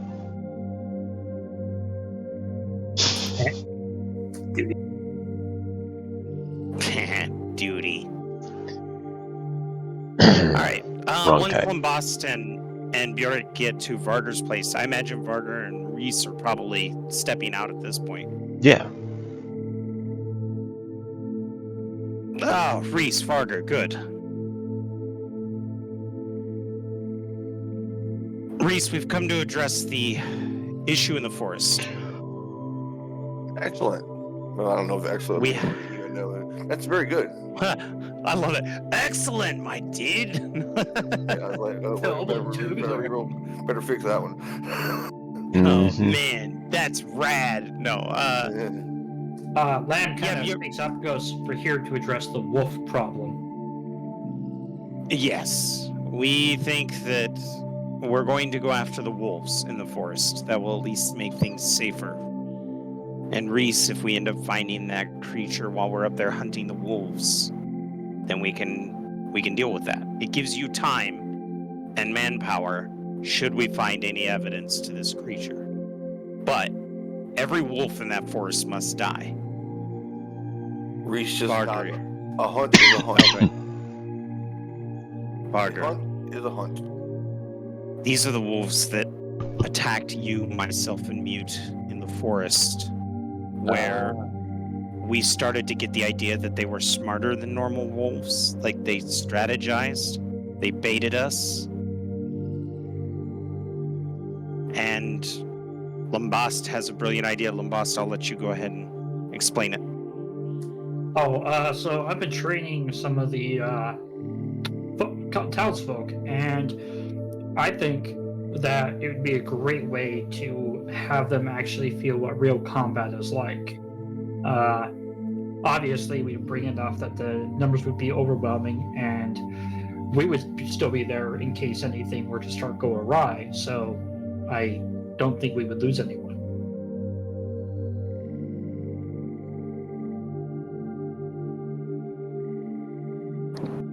So the idea that he proposed to me too is we do not have any hope for the citizens of this town to become warriors in the traditional sense by the time it's likely that we'll get attacked. However, Limbast's training hunt suggests a strategy. We bait the wolves out, and the citizens practice jumping from bushes, trees, whatever they can hide behind, anything they can do to disguise themselves, and flank and ambush the wolves. And if they can get good at that, they will become beast-like themselves. And should we ever get attacked, we could have a handful of warriors on the beach ready to defend, and then out of nowhere the civilians will emerge, taking our enemies by surprise. It was quite brilliant.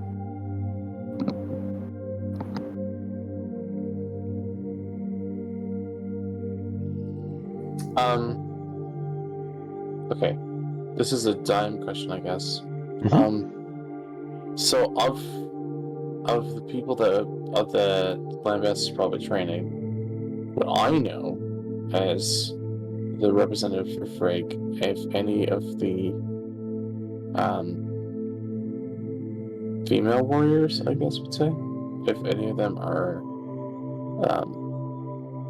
have come to me, or that I've come to them about fertility or stuff like that. I mean, if they're looking for war, fertility is not typically their paramount mindset. Mm-hmm. So, are you just asking if you've seen any of the females that are training, or are you asking what particularly? No, if I would have, if I knew if there were any that were doing that, specifically around the idea of like, Are any of them pregnant? Should we worry about that? That is basically. Yeah, like, would he know, hey, maybe let's not take these people because I have a feeling they're pregnant because they've come to me for these womanly advices.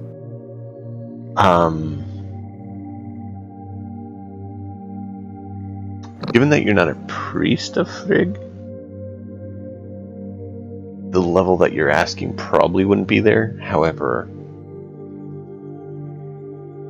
you have been aiding the local representative for Frigg as well, who is actually a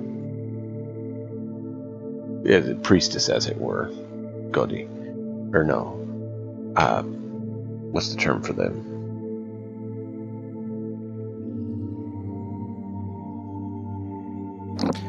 Godis were basic. They were the head priests. Right.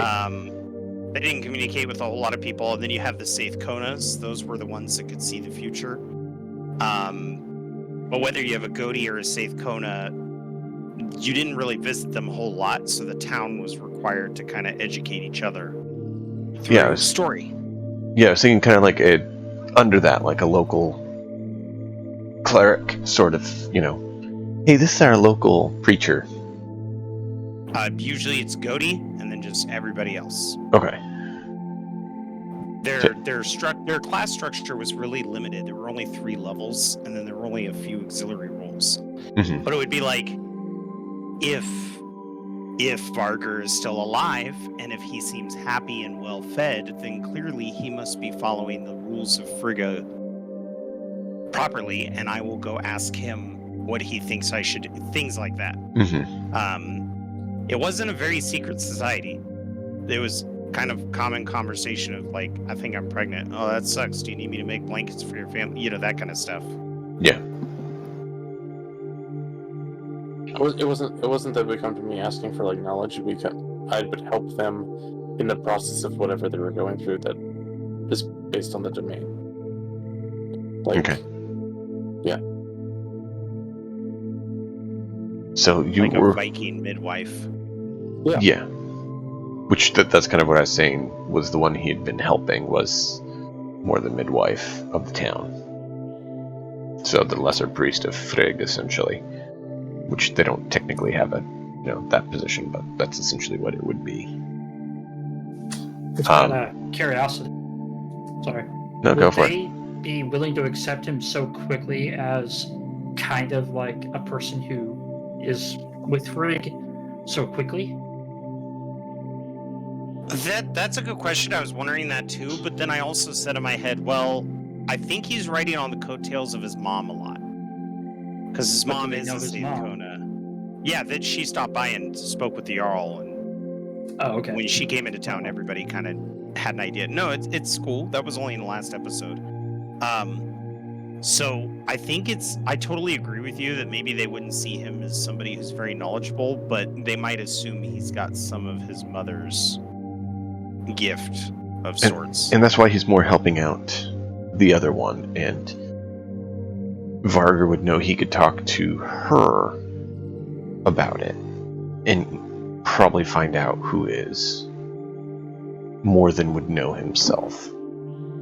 Because, yeah, he's her son, but he is an outsider. He did have Loki stuff, but now he's not. There's a lot of uncertainty aspects around him. But he has been helpful to her in getting, the focus back on Frigg's son. So she would be willing to speak with him and could probably give you, if you tell her what you're thinking, she could tell you who not to take.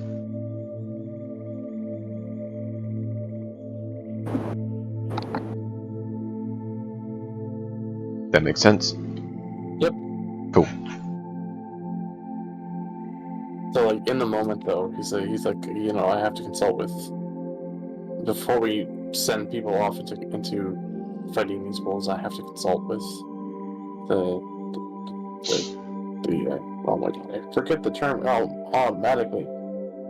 But I'll just say the midwife, you know what I mean? Like the priestess, so that we You probably would say her name, which I don't have it right here. But insert name here. Yeah, insert name. Yeah. That's a good point. And also, boss, you should probably tell all the women that if any of them are their moon's blood, they can't go with us. The wolves will smell it. Can we bring one?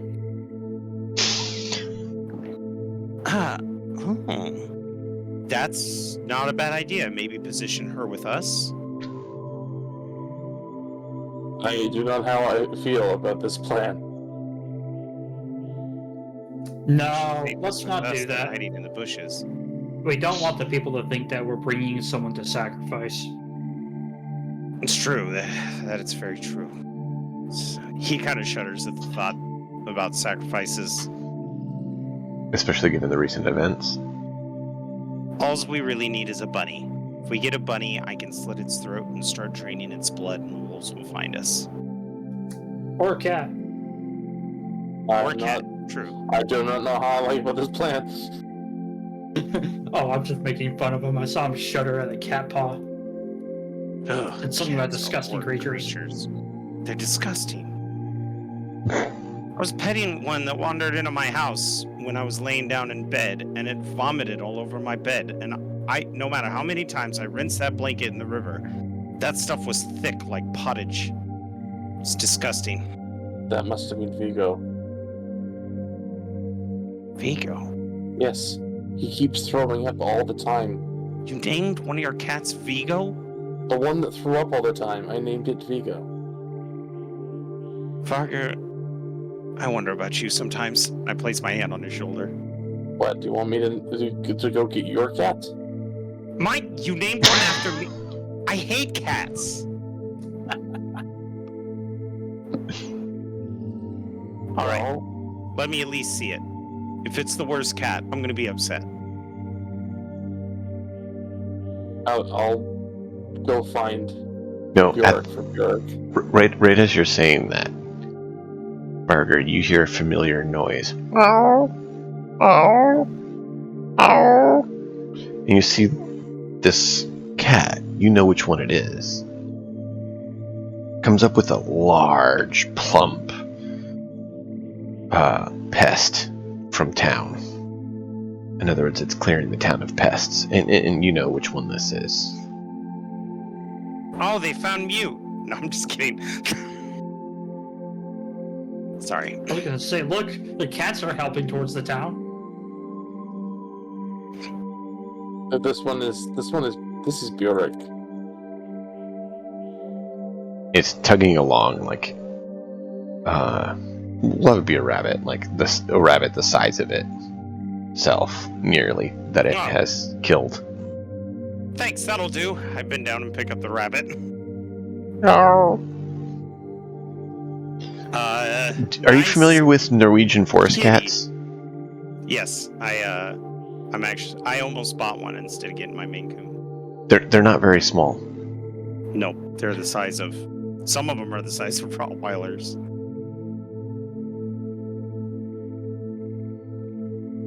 I just kind of patted on Rottweilers? I don't think they're that big. Maybe I'm thinking of the wrong dog. Boston Terrier. Anyway, they're the size of some. They're the size of some medium-sized dogs. But they can. Sometimes they get huge. Some of them do, yeah. They're like bobcat size. Although a lot of people don't realize that the really big ones that you see on like Google, where their head is way larger than their owner's head, those ones actually have a birth defect and they don't live very long. Yeah. Yeah. This cat is much more a wild hunter, not like the I'm kind of insulted. Egyptian slender small ones. Yeah, I just kind of pet the cat on the head awkwardly after taking the rabbit. Thank you. What does my cat look like? Well, I know yours is not here right now. He keeps going and hiding in the bushes, and so that's why I named him Reese. I got you.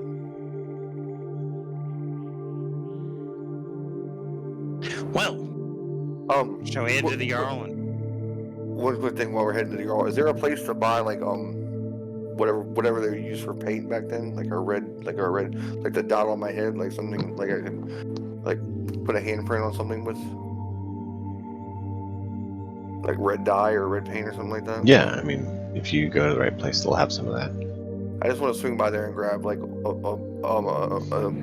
grab a skin of it or whatever, just because I have a plan for it later. Okay.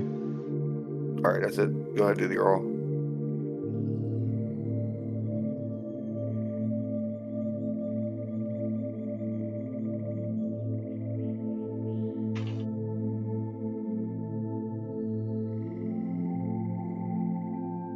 All right. Anything else you guys want to do? Oh, we have to do the role playing with the Jarl, right? Mm-hmm. Or you guys just want to run to the Jarl? Yep. Okay. So you guys head off towards the Jarl longhouse. You get there, and the Jarls are doing business, cataloging what's available for resources and what's been brought in, how the training's going, getting reports. It looks like he's just doing what he needs to, but you can tell he's not like enjoying it. I'm gonna approach and just stand nearby until acknowledged. You can tell he saw you, but he's dealing with the current person talking. You know, they get there through their stuff, and he's like gestures to you all. Character, how many groups does Lambast train? You said it was about 10 to 20, so how many groups? He probably has at least 3 groups a day that he goes through. Okay. Perfect. I need 2 groups of the trainees. Okay. What's going on? We're going to head up north and give them some survival training. We've heard it's pretty rough up there with wolf activity. Exactly. Let's face it, they're not warriors. Not in the No. traditional, well-honed, trained sense. However, if we can light a fire on their instinct for survival and teach them how to hunt predators like the wolves using our environment, as Lambast has pointed out, we could potentially have surprise troops. Very useful like the Reavers. I see. But the reason why we're coming to you is because if we take these 2 groups, which is potentially 40 people, it will be all of the people that are the best trained. And we're hoping that when they come back, they can help train the others. That does mean, however, while we're gone for the week and a half that we're up there, exterminating every single wolf in the forest, we're going to be coming back with a lot of food. Yes, it's wolf meat, but it's something. And they won't be here to do their normal jobs. Yes, I understand that. And I appreciate you talking to me on it so we can see what can be done. When do you plan on starting this? Oh, Winter's not getting any younger. Lamas, what do you think? If I may. Don't mean to interrupt you too, Jarl and Burek, but I only want to bring one group with me, and I want to bring the best training one with me. Like Burek said, they will have experience that will be invaluable, and I believe with that experience, they themselves might be able to help start training. See, there are only so many volunteers to help train, and with so many groups, I feel one of the reasons why they're not so good yet is not necessarily their lack of effort, it's my lack of, well, time. And, well, effort towards each group. So, by doing this, we can do that. Very well. Okay. Assemble your group. Give me their names so we can ensure that duties are covered. And do your best to keep them safe. We need everyone we can. Okay. If they can't fight wolves, they won't be able to fight Vigo and his men. They're dead anyway. True.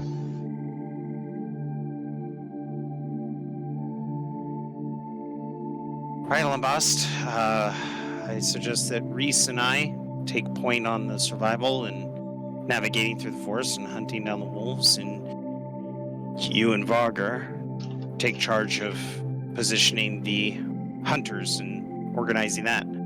Vargar may be of interest to you because he is an expert in hiding in the bushes and attacking, so he might be useful to you, at least to coordinate strikes.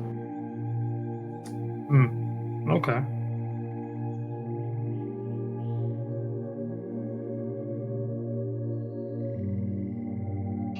So, we'll leave once the list is made and the Jarl's made his decision on covering their positions. I'll get my stuff ready. One more thing, Jarl. Do you, by happen chance, have enough spears that my 15 people could actually use? The spears that we give them in training are, well, for back of another word, sticks, so they don't kill themselves.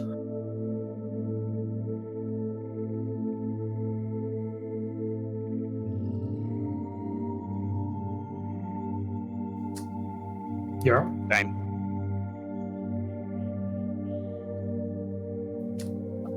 He's having that Discord issue. Maybe. No, we're talking about you, Dime. Sorry, yeah, I was typing notes. Say that again. Oh, sorry. He asked the Jarl if he can have spears.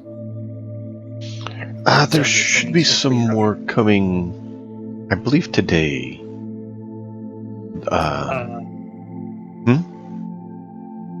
No, that's totally fine. I believe today Baggy should be getting back with some additional spears that we requested. Sweet. We have a couple more trips to make, Burek, before we head out. Excellent. So Burek and Lambastin, Barger, and Rice leave the thing. Just let me know when that happens. Yeah, if there's nothing else being said, Bjork's all for walking out of the Earl's tent. I'm sorry, go ahead. No, you want to say something to Yor? No, not at all. Lamb looks to Bjork and goes, okay, second part of the plan. We got Jarl's permission. We got the spears. Second part of the plan. He looks at Bjork and goes, how much lumber do you have? Enough to get started on the boat, but not a lot. Okay. Where can we find split wood? What do you need it for? Well, we're going to make makeshift armor for our recruits. You know what? I've got all the way until spring to finish my boat. Why don't we use some of that? It's flexible. It'll allow us to form pieces. Okay, well, let's go to your shop and let's do it. And Lamb explains that the makeshift armor isn't for protection, it's to show the recruits what it feels like to actually fight in armor. I mean, you can make some somewhat protective gear with it, but yeah, it wouldn't be the same as metal gear. But it would potentially protect some against wolf, just not axe. But I do like the idea of the weight training. That's a really good idea. Reese is very upset. You just see him pacing back and forth as we're building the armor. He's just like very upset, and he's shaking his head, and kicking the dirt, and just talking to his owl. But y'all can't hear me. He's just very, very upset. You know, he's just stomping back and forth, looking around. Reese, are you all right? It's the wood you put on the people. The wood you put on the people is going to make too much noise. It's going to sound. They're going to scare off every animal in the forest. Exactly, except for the wolves. Reese is a stealth hunter. Well, You Reese, have to don't be understand. near 'em. These wolves are very, very aggressive. They don't care if you're stealthed or not.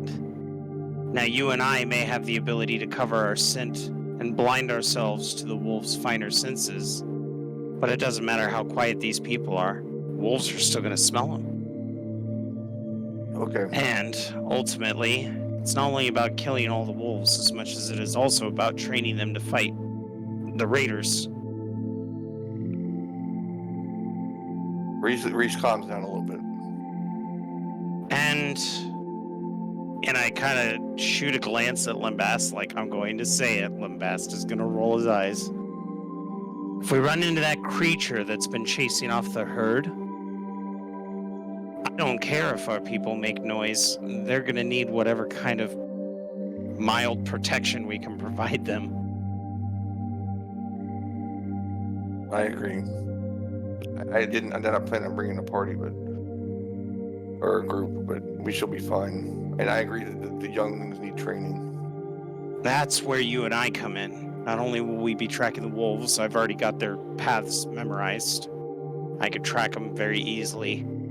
While we're tracking the wolves, you and I will also keep our eyes peeled for any signs of that other creature. Whereas I may not be the most proficient hunter, I'm very, very uniquely skilled for tracking. You're probably a better tracker than I am out of character. Yeah, out of character, that's one of the things he could do well because he had to track ocean life. And then they trained him on land to look for the little tiny signs. Can't hunt for shit, but he can survive in the woods, get food, and also track like no one's business. And I mainly built him that way so that I don't get lost at sea, because that sucks. Yeah.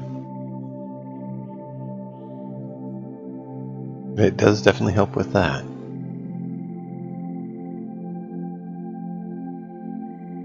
All right. Well, what do you think about this, Lambast? And I hand him a couple toggles of wood to see if that's kind of what he was thinking of. He kind of lifts Actually, it up. when you get back there, you actually notice that the door is open to the barn. Oh, okay. Well, then the conversation with Reese would have happened afterwards. I kind of thought you had that yeah. Sorry, I thought you had that conversation on the way over, but you're right. He said he was pacing when you're doing it. So, I hold my hand for just a moment, and then I go walking into the barn door to see if maybe I left it open. Nope. You see a familiar face in there. Okay, and that is? Baggy. Oh, you're back. Oh, yes. I brought some additional timber for you. I appreciate it.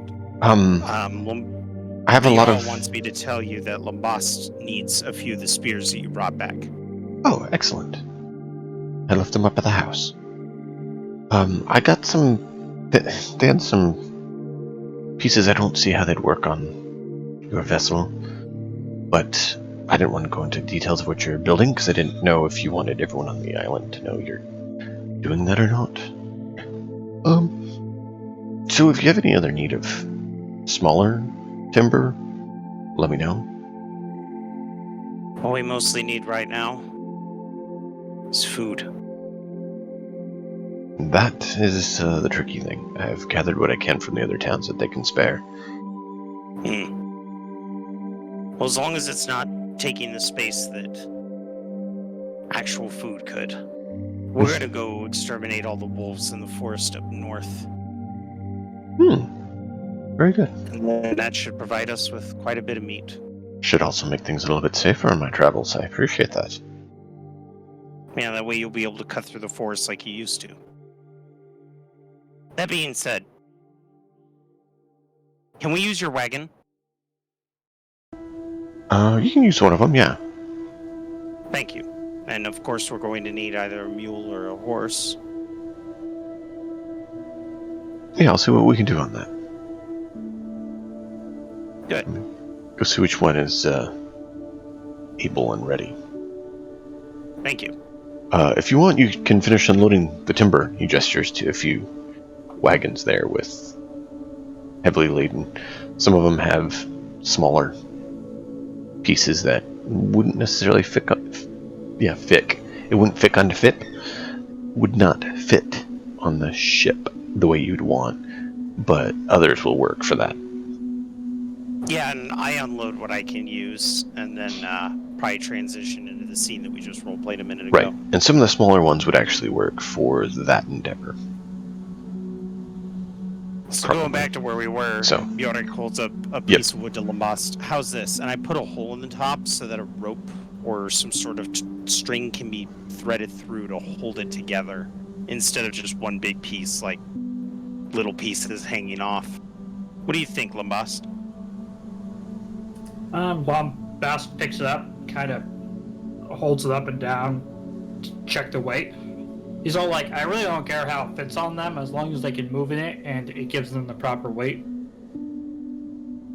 Well, I'm not an expert on the weight of armor, so I'll have you, pick what pieces you want each one to wear, and then we'll just duplicate it for everybody. Give me that prototype. I hand him the little piece I just made. Lamb goes, I'll be right back, and he leaves the workshop and goes straight to the Jarl.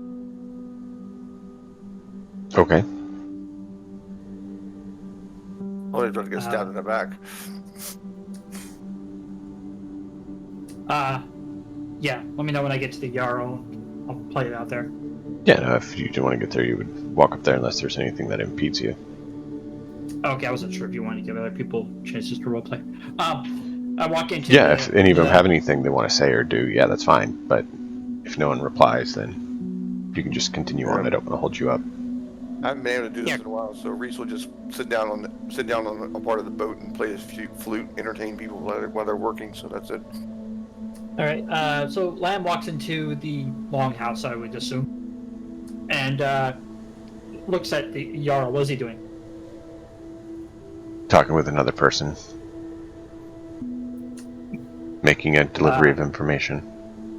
I walk up to where most people stand to address the Jarl.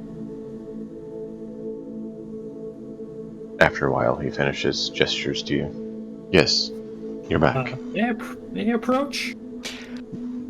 Yes, what is going on?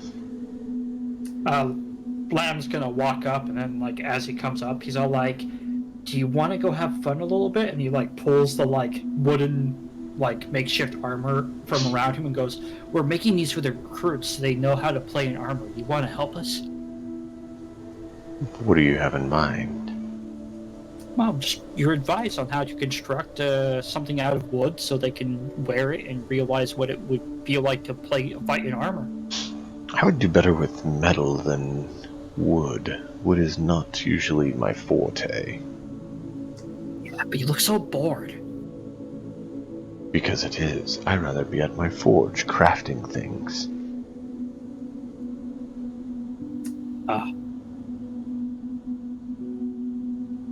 You know, they probably could have the forge brought over to the side of the longhouse.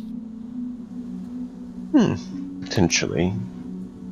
Don't necessarily want to have the flames in a building that are not meant to contain them properly. Oh, you know how to properly secure an area with stone and mud. But yeah, I get what you mean. I do, it's just not the time to spend that time and effort on my personal wishes when we need to ensure the survival of people. Fair enough, fair enough. Well, either way, figured I'd come over here and tell you what you think of it. As for weight, you can test it against your own weight to ensure it's the proper weighting. For how it fits and feels, I'm sure you know the feel of armor well enough. If you're talking about construction, there's a leather worker in town that could help you with making some. Or there's also a carpenter. Okay. Definitely. Well, either But let way, us you know. have fun. Okay. Wait, let me know if you need any of that, and I can assist in getting you connected with that. Oh man, the Jarl is so oblivious, dude. It's what? My boy Lambast, I love you. He's basically trying to give the Jarl something to do that he'll enjoy, so he's not so stressed out doing the work he's doing. Yeah. I freaking love it. And Lumbas does notice the Jarl appreciates the switch in topic and the thought, but Lambast also leaves, the Jarl turns understands. around. I need mud and brick. He might go back to you and say that. And then I love the idea of Lambast walking into the... Are you headed back to the barn? Yeah. I love the idea of Lambast entering the barn right as Bjork's looking at Varger and Reese. Reese is playing the flute. So with the wagon, we'll not only be able to blaze a trail, but we could bring back all of the pelts, all of the meat, and if we do end up finding a creature that's responsible for chasing off the herds, bring back his corpse as well. Hey guys. Lambast! He kind of puts down the prototype. The Jarl didn't want to come and play with us. Ah, fuddy-duddy. And, well, I don't even know if that would be a Viking word. Whatever the Viking equivalent to a fuddy-duddy is. But you see that Bjork's actually done 2 similar sets. Looks like you're doing well, buddy. I hope so. I have a feeling that we're going to get really odd looks from the people who go, but once they start training, if they are your best students, I'm sure they'll be eager for the challenge. Well, if they're not, then, well, they're not. And we can just remind them that they can be eaten by a wolf. That's true. It's a very good point. We also need to teach them how to forage. Oh, yes, Reese. I addressed the party. I quit playing the flute. I put it to my side, and as I was sitting there, I got a little bit of the red dye, and I put a red, like the diamond I have on my forehead. I put one on Farrah's head, the owl, and I instruct Lambast to let his troops know that if you see an animal with a red diamond on its head, do not attack it. It's friendly. It's mine. And I let the whole party know that's just a symbol for do not attack this animal. In case something has to happen and I charm an animal or something like that, I'll just put some on my palm and slap him on the head, and then that'd be it. Sounds good to me. Is your owl with you? Yeah, always. I mean, she might be outside circling. She might be circling the bar looking for mice or something like that. But yeah, she's right. Well, that's why I'm asking if she's with you. She's never more than like 60 to 100 feet away from me. Okay, so she's here with you though, like not in the building, because I have an ability I'm going to use. No, she's in the building right now. Like she's circling the building in the rafters looking for mice or whatever, little birds and stuff. I kind of look up to her, and if I have her attention, I'm going to do a hand signal that I use to communicate with owls to let her know we will not attack her, and that she's very good for killing all the mice, because I can convey simple messages to animals. Nice. I get the message through her, and I nod your head. Very, very good. Very good.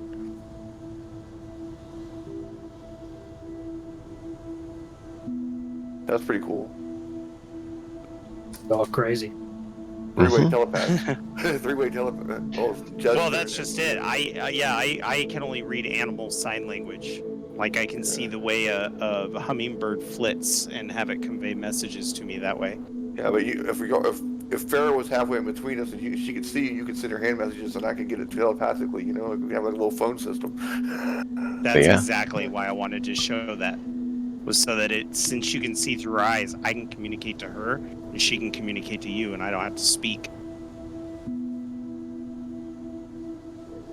Cool. All right. Well, we worked through the night, I assume. Yeah, as long as I'm not like collapsing with exhaustion, I want to try to get these done tonight. Especially since we have the spears now. You guys would need to rest during the night at some point, but yeah, you can definitely burn the midnight oil and get extra work in. Okay, when we wake up in the morning, how many are left? How many are you trying to make? And 15. who all's doing it? Yeah, 15. Is anybody else trained in woodworking?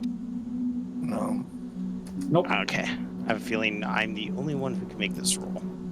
I could, put the rope through the holes and stuff, but like as far as like the hole making and stuff like that, you'll have to do it. Tell you what, Jarl.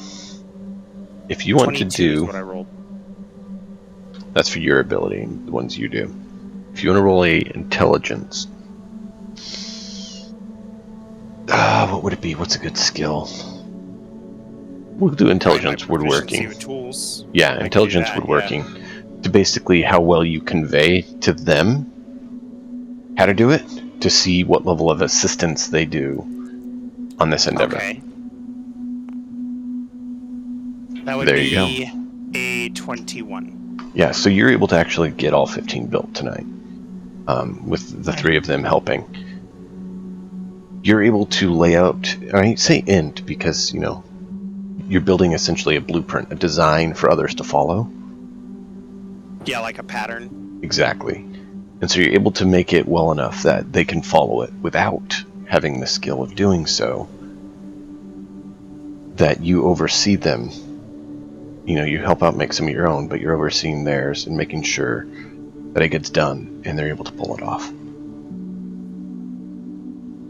Good job, Reese. Varger, excellent work. Reese nods at you. Do I notice that maybe the set that Lambast is making has a little bit of, like, different styling, or is he following the pattern to a T? Ask them. That was towards Okay. Lambast. Oh, well, I think Lambast probably would just stick with what you have, because he knows nothing about making armor. Okay. I was curious, because I was thinking about it. I'm like, I know the Vikings don't have shoulder armor, but, like, a lot of other European cultures did have shoulder armor. So it'd be interesting to see if Lambast was like, oh, maybe this piece could go here. Yeah. Now, that would be more of like when he's like talking to a craftsman, he'd be all like, "Can you actually put shoulder armor right here? Like, please." What I'll do you pay mean extra." shoulder armor? How do you do that? So if a guy tries to cleave off your arm, he can't beat you with it.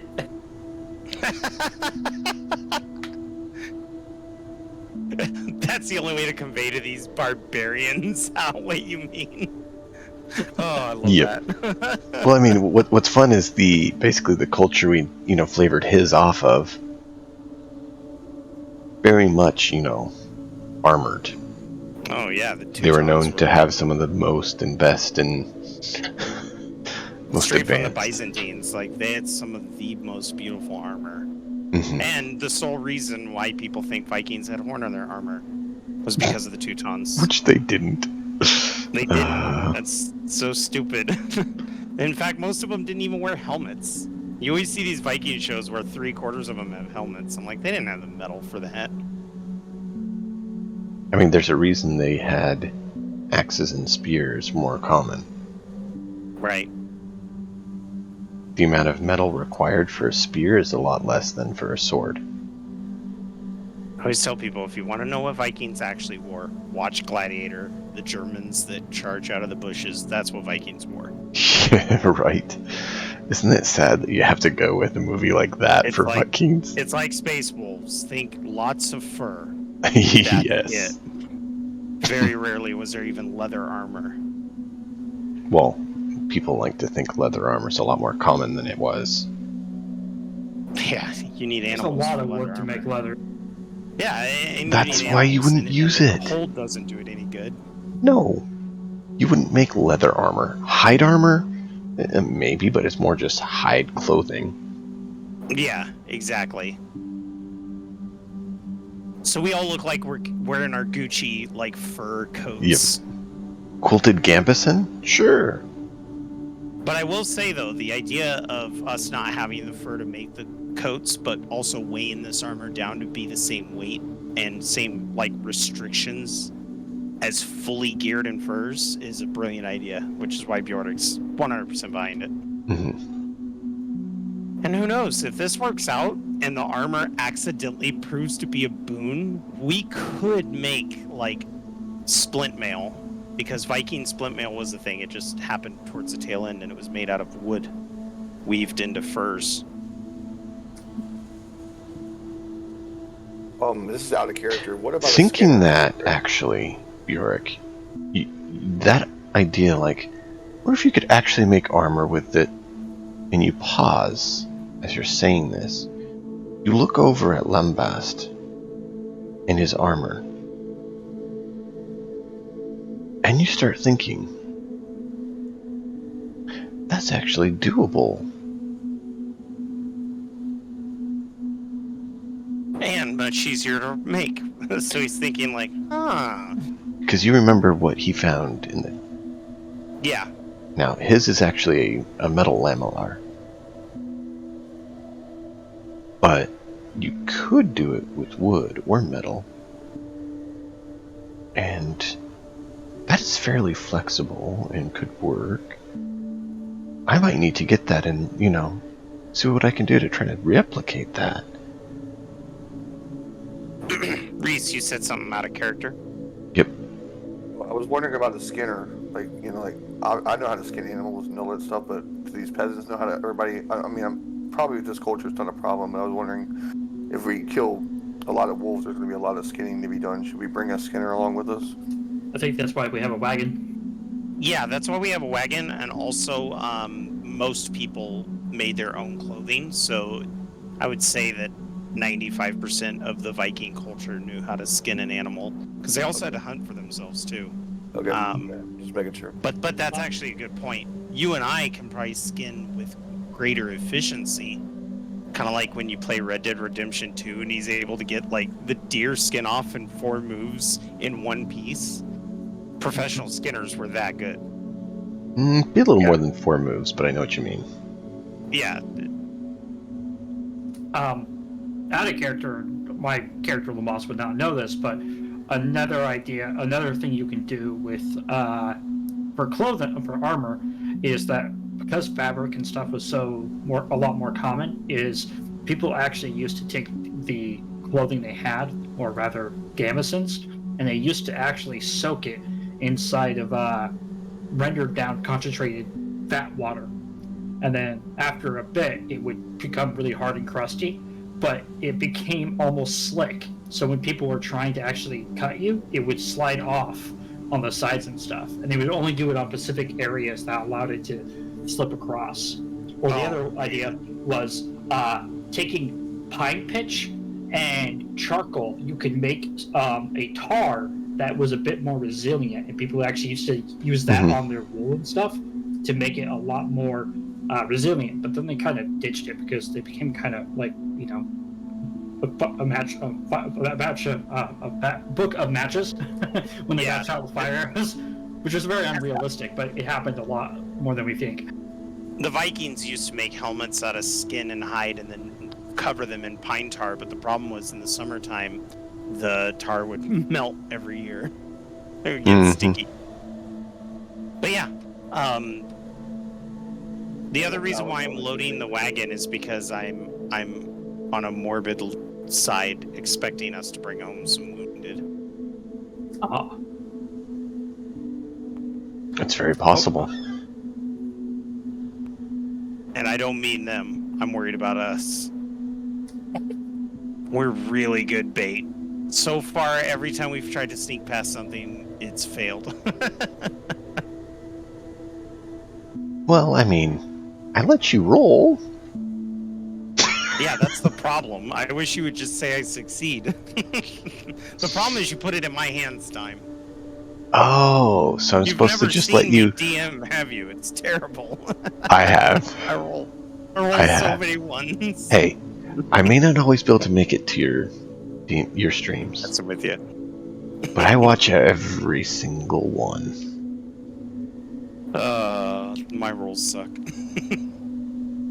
There was one time Dump tried to do something and escape, and he rolled an 8, and I'm like, oh, I got this in the bag, and I rolled a 2. I was like, well, and he's like, oh, I only got an 11. I failed. I'm like, no, you didn't. I mean, Jangle's drive-by slashing was a bit interesting.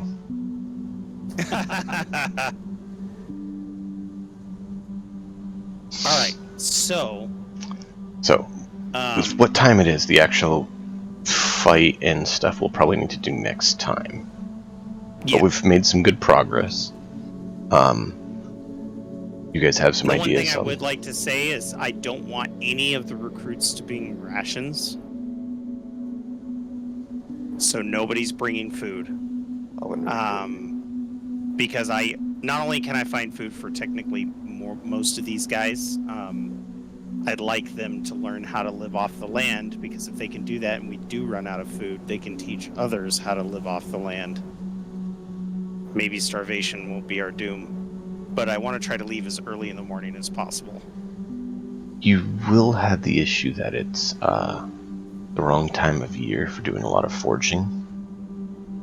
Right, but So I have unique abilities that no matter what type of year, I still find a way, so I want to kind of teach them those skills. Right, I'm just saying you may need to like, bring some basic rations to at least make it through, given that since they don't have your... Oh, we will have rations that we could give them if they need it. I want to see if I can get them trained to try to find stuff on their own, whether it's tree grubs, cooking sap, pine needle tea. Mm-hmm. I mean, this sounds great and all, but I would like to point out that, like, we need to make sure they're on their top form and that they're not possibly that's true. below on That is food. true. Like, all right, we'll take rations. If we didn't worry about them living, maybe this would be fun, because then we could, like, weed out the weaklings, but, like, we actually need every hand. I mean, if you wanted that's to a fair point. do that for part of the journey,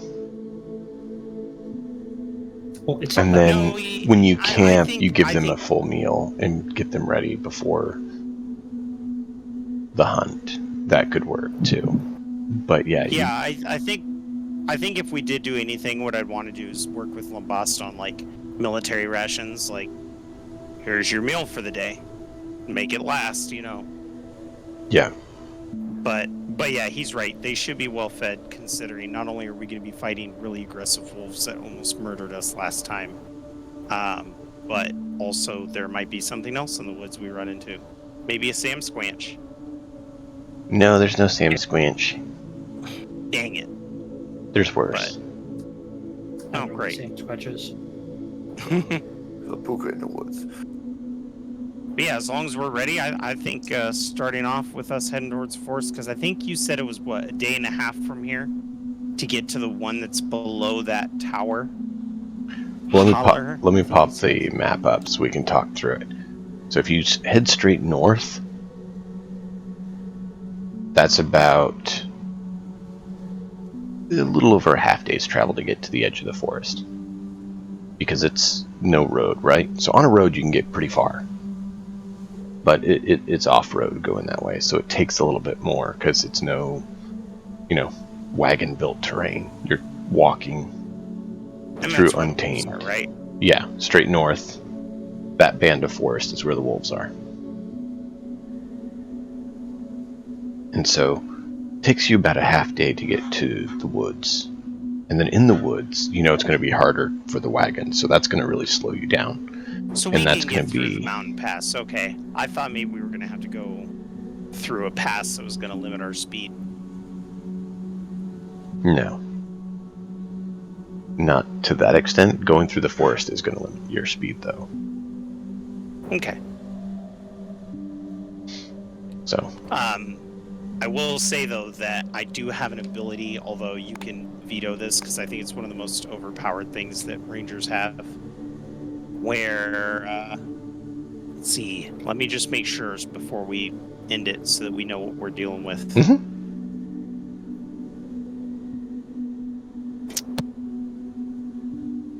Okay, so my group ignores difficult terrain. Everybody traveling with me. okay, your group. So the four of you ignore the difficult terrain, But we have a and wagon. the wagon's not That's why I ignoring the brought- terrain. Okay. It's more the physics of it. The way I read that one is that you can convey where and how to walk to help your party not get impeded by natural difficulties. 100% in agreement with you. It's one of the most broken things that Rangers get is natural Yeah. explorer. I freaking hate it. And Because then you'll get the people who go, well, your wagon is part of your party, and it's like, no, it's not. It's an inanimate object. That's like saying your box is part of your party. When your wagon, according to rules with D&D, though, when you're traveling with a wagon, it incurs the same benefits and penalties as your party does. But I'm of the old-fashioned D&D where the wagon actually incurs penalties. Yeah. I am of the school of thought that if it's rational, that's what you do. I will actually overturn rules in the party's benefit, and I will overturn rules against the party if it means that it's more realistic. World is not quite the right term, but more believable. Right. It works. It's logical. Because I want the story in the world and everything to be believable, logical, sane, and not be like, they did what? Right.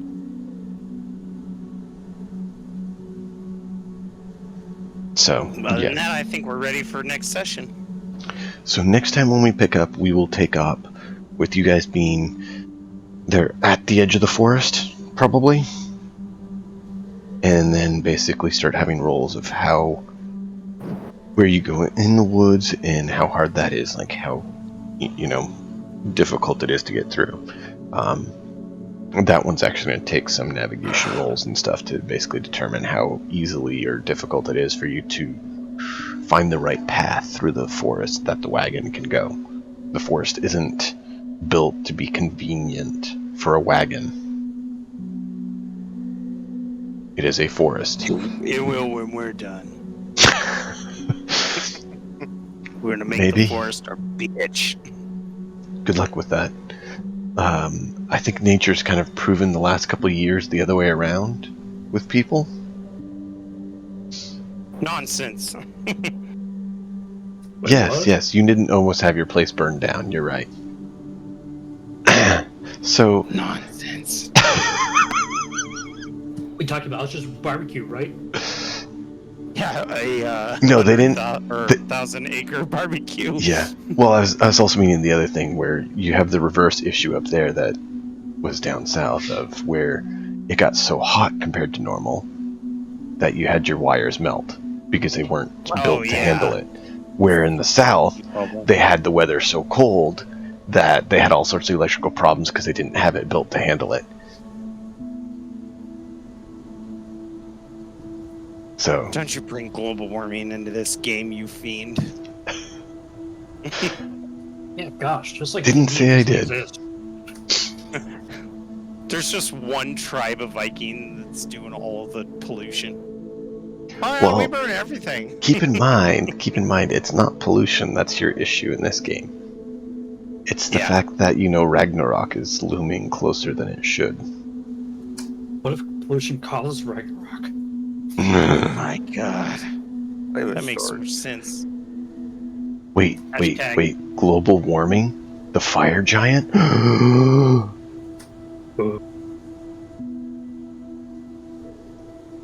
Alright. Now I'm getting some sick ass never ending story vibes.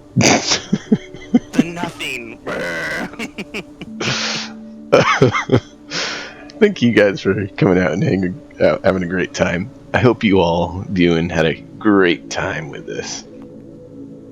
It is a crazy time that we try to have every time. And, we made some good progress.